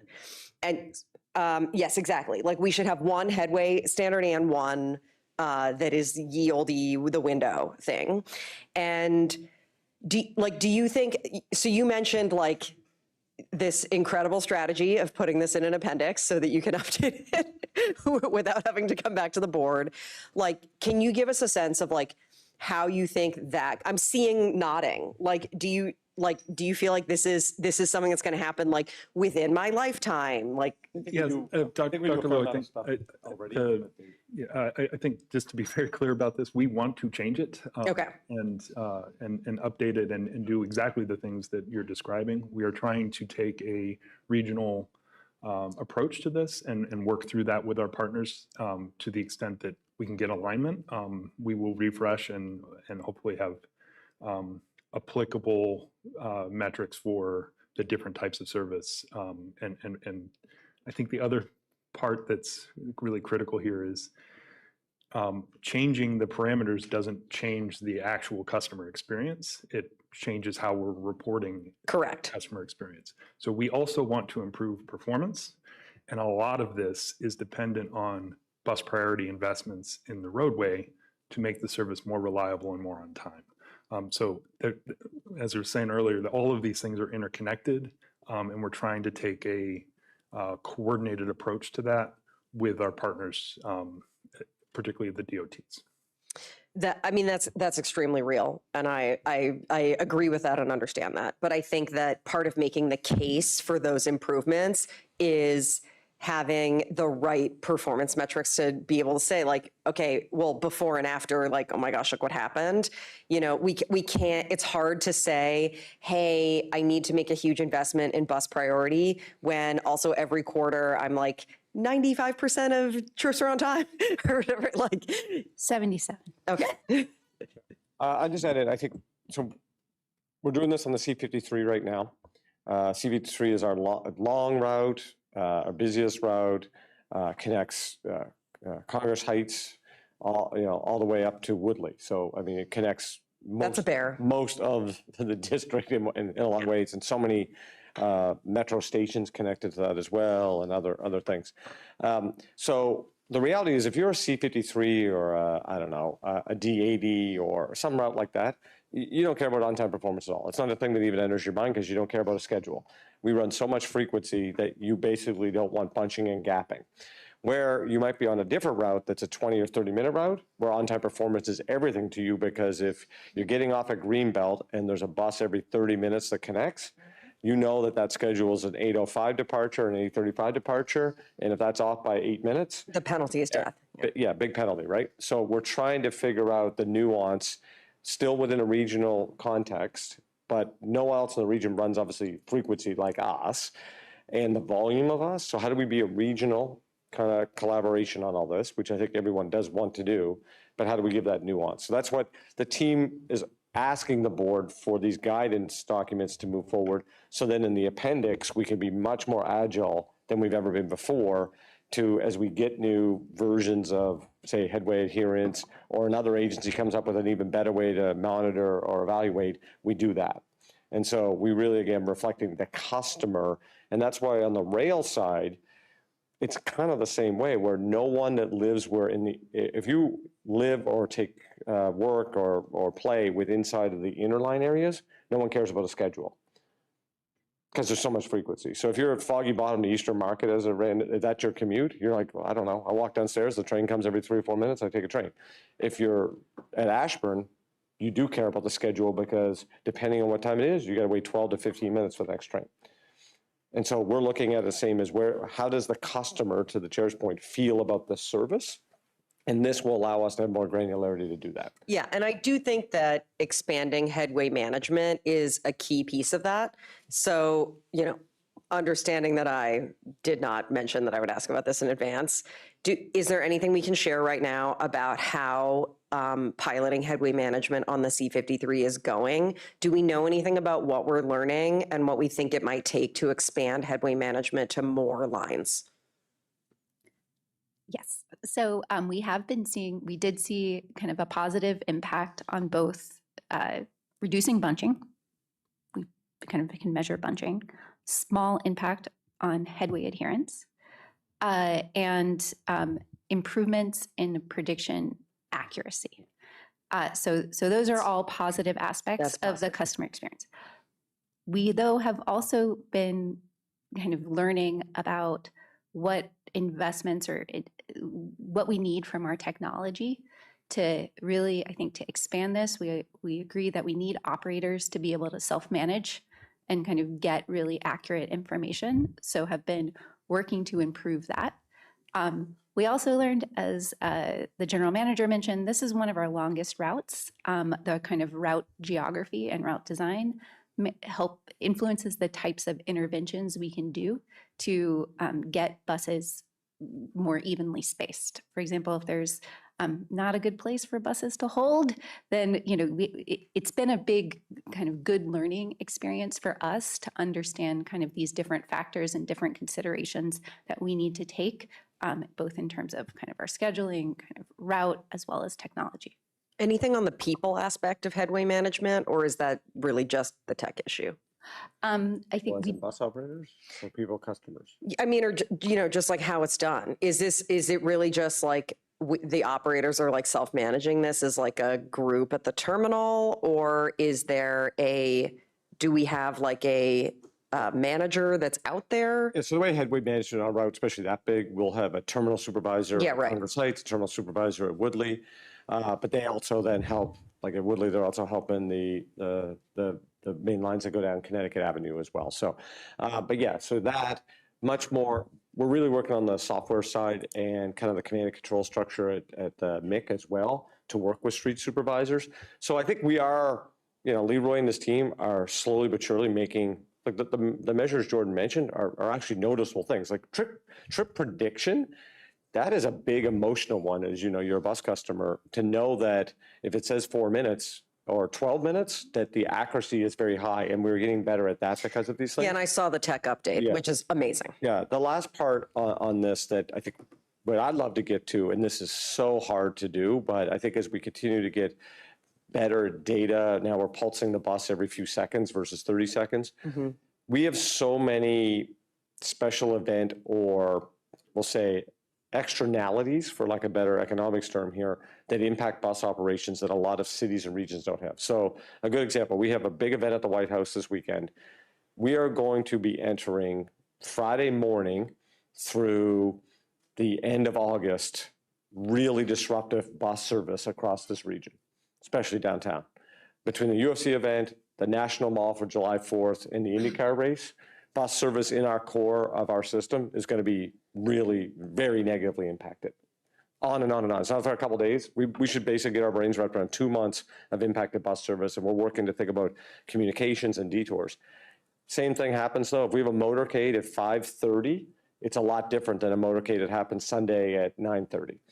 Motorcade at 5:30, we literally lose the entire rush hour for most of our core bus service, and it'll take 2 to 3 hours to get back to normal headways.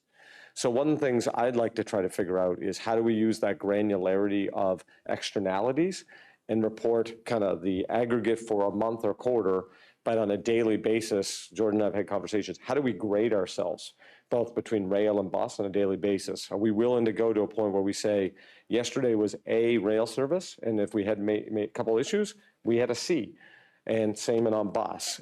And are we willing to figure out how to manage the messaging on what a C looks like versus an A? Because A might be really great service, but a small group of customers still had D quality, but on aggregate, 95% had A. And will they be like, hey, you think you're an A, but I had a horrible day? And so that's the thing about how to run. Like yesterday, we moved almost 1 million people. Most people had really good service, but probably 60,000 people did not. And we don't want to look like we're bragging for the 940 because we want to acknowledge the 60 didn't get a great service. So that's all this stuff that we're trying to play around, work with, and we're happy to come back to the board. I think approving these guidelines give Jordan and her team the flexibility to iterate and come back to the board and have those kinds of discussions. Thank you. Thank you very much. Thanks. Let's go to Director Weber and then Chair Santos. And this is just a question, and it's kind of, I'm wondering, but picking up to a second on what the general manager was talking about, those people who report that they had a bad day. I'm wondering if at some point down the road, whether they're available now or in the near future, there are technology tools that might be deployed to help us get better informed about that customer experience. Again, Chair Santos was mentioning that. Certainly in healthcare, we see that our patients are not always the most reliable reporters about what they're, how long did they wait to see a provider? And I'm sure we're getting some of that when folks are only reporting anecdotally, looking in the rearview mirror, oh, I had to wait forever. And then if you were actually able to measure it, you'd find that wasn't the case. So I don't want to discount anyone's experience that they were waiting forever, but I'm wondering if there, at some point, we'll have available to us better ways to capture that, the actual, that's then survey data can inform the experience, but we have data that really shows what's happening. Yeah, on our rail system, we have that data, right? Because we know when customers using their who pay tap in, and then we know what time they tap out. And that's actually how we measure rail on-time performance, is we look at how long a journey took and compare it to how long we expected it to take given the frequencies at the time that the person rode. So we have that on rail. On bus, we can see kind of when people got on a bus, but we don't know how long they actually waited. So that's typically kind of when we look at that spacing between buses and do it that way. We also, though, do have, Metro Pulse, where we have, we're kind of using that to speak to customers and have a chat feature there where we can get some immediate feedback from them on their experience and use that to investigate. And then we also have broadly a customer research team where we conduct quarterly satisfaction surveys, but then also can do more targeted research into different aspects of the customer experience that may be bubbling up through other channels to understand kind of what actions are available to us to address them. Okay. All right. Please. And of course. Right. X, right. Chair Santos. The world is not Twitter. Twitter is not the world. Only a subset of people. I am. I was happy- being sarcastic that we get a lot of it. I know. Yeah. I know exactly. So related to all of this, is Metro currently able to do an overlay? This is actually Director Burns' area of expertise, I suspect, in terms of data and how do we use data to help us guide our decision making. Overlay the service metrics with customer satisfaction data, plus Director McAndrew mentioned fare, which is a concern of the board, which is ridership is good, but as we all know, unfortunately, what is this? Only 30% of our riders on bus are actually paying. So how do these things overlay on each other? Are the people who are paying having a positive experience, or the people who are not paying? It's the sets of data haven't been reported to us, at least in a way that merges those concerns. I'm curious if that's something that's possible, and perhaps the next time that you come back, you could do something about that. We can look at these metrics at a route level, right? So we have customer satisfaction on a route level, we have fare payment on a route level, we have on-time performance on a route level. I could say we can look at the correlations and see what they look like. But I don't expect actually much between fare payment and on-time performance. To some extent, if you don't pay your fare, it could be faster if you're not dwelling as much. So it could be a more positive on-time performance. Similarly, with customer satisfaction, we know that on-time performance and customer satisfaction are correlated. But yes. I just think that the team has obviously done such a tremendous job to improve service delivery, and it's part of our messaging. Look, like Metro has improved services, including frequency, reliable, blah, blah, blah, pay up, basically. Relatedly, so you mentioned that Metro is improving its capacity for prediction. Could you just explain to us what tech we're using? Is the tech attached to the bus? This is Director Lowe was asking this also, sounds like, which is the tech attached to the bus driver. I vaguely recall bus drivers used to be at some point were the ones who were reporting. Maybe it's at the supervisors. Just explain how the tech works in terms of prediction. Sure. Okay, so each bus basically has a GPS that broadcasts its location, and we've recently invested to upgrade that ability to broadcast it more frequently. But to enable, so for the predictions to work, we need to know the predictions work by kind of matching that real-time information to a schedule. So we need to know what route that bus is operating, and that it needs to be operating, it needs to be able to match to that schedule. So the current way that works is the bus operator logs on to the bus and says, I am working this run and this block, and then the bus broadcasts, here's where I am, and here's what schedule I'm on. And then we have an algorithm that then matches that and uses both the schedule information as well as it learns kind of over history, kind of adjusting to kind of real world patterns, and creates those predictions that then are included in our real-time feed for app developers as like Google Maps, Apple Maps, as well as then we consume it via Metro Pulse. And then relatedly, so is there a human supervisor that is saying speed up or slow down, or does some sort of internal proprietary something? So there's several ways this can work. One way with headway management is that the onboard computer can have a software that we can enable that's headway management, and it measures kind of the time, the distance and time between kind of the preceding and the bus before and behind, and can give operators feedback on how to maintain that distance. That requires, we need the tech to be working on every single bus for that to work.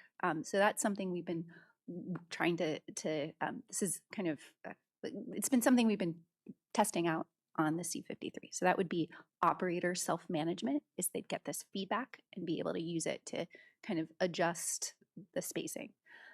Another option is the control center can work with supervisors on the street to, they monitor the bus spacing and also have that information, and can work to get the message to the operator. Hey, you're running a little too ahead of the schedule, you're getting too close to the bus in front of you. Can you kind of hold a little longer at this next stop? Or kind of in cases where there's, multiple buses bunched together, can we do some kind of larger control strategy, like remove one of those from service and insert it in a different part of the route? So just to be clear, we do or do not have the technology now? This is what we will be doing? Okay. We do. We're It's called working a to transit control head. And what Jordan's referring to is most of our buses had a transit control head. Why it was installed this way, I have no idea. But I'm an operator right here, and the screen is here. Now but the screen now has been moved to here. Yeah.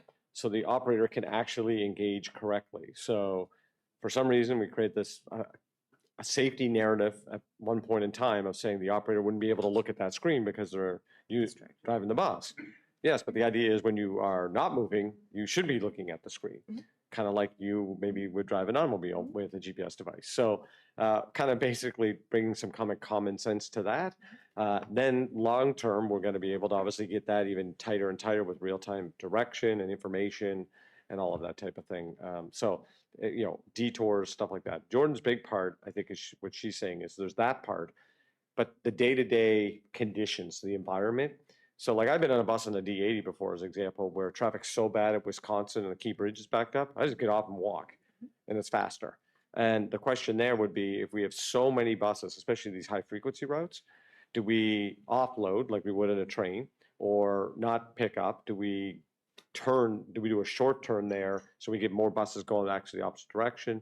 Do we leapfrog? Do we say limited stop and there's no stops between here and I'm making up all the way to Friendship Heights in that example? And so those are the different strategies Leroy's team does between street and control to work through that. And one of the things Leroy's been working on pretty heavily over the last year is more of a playbook for certain key routes, because this really matters the most on the high frequency routes, because that's where they all jam up. And where do we even have locations in the city or other dense parts of the region where you can turn a bus? So a good example on the C53, our biggest area of concern generally is Florida Avenue. It's horrible, and the buses don't move. Well, there's nowhere to move the buses and turn them the other direction either. So that's kind of trying to help influence what can we do, and that might be working with a local DOT or somebody else to say, hey, go forward. We need a space on the street to actually hold and layover, and then that would either take parking away or something else. So that's all this competing thing about the geometry of the road. Or better yet, bus priority. Yeah, I mean that's almost all this comes down to fighting for the pavement on the street and the curb.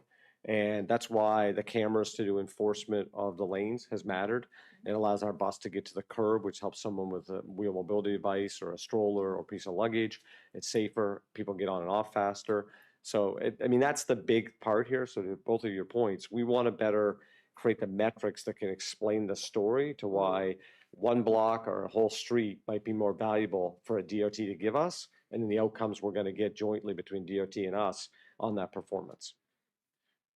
Okay, so just to summarize, it sounds like the technology exists. It's improving the capacity to better leverage the technology and improve efficiency.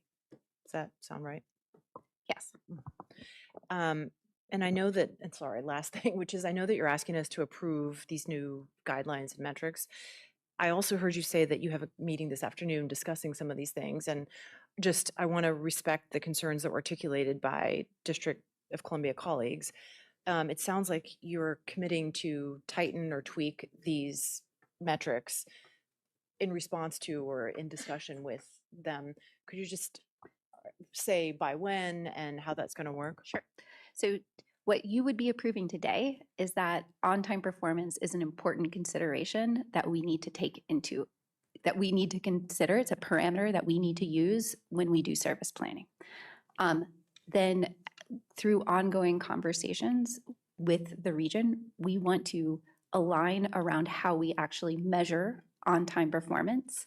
That would kind of determine, how we're doing, for each route relative to others that are similar, and where then we would maybe need to make adjustments that would inform our service planning recommendations regarding how we improve that route. Does that make sense? So the ongoing, we anticipate, we're hoping to wrap up the regional conversations with recommendations around the performance measures this fall. And at that point would adjust the definitions of on-time performance, for example, and to the extent we have other changes that we need to incorporate, would make an edit to the particular definitions in the appendix.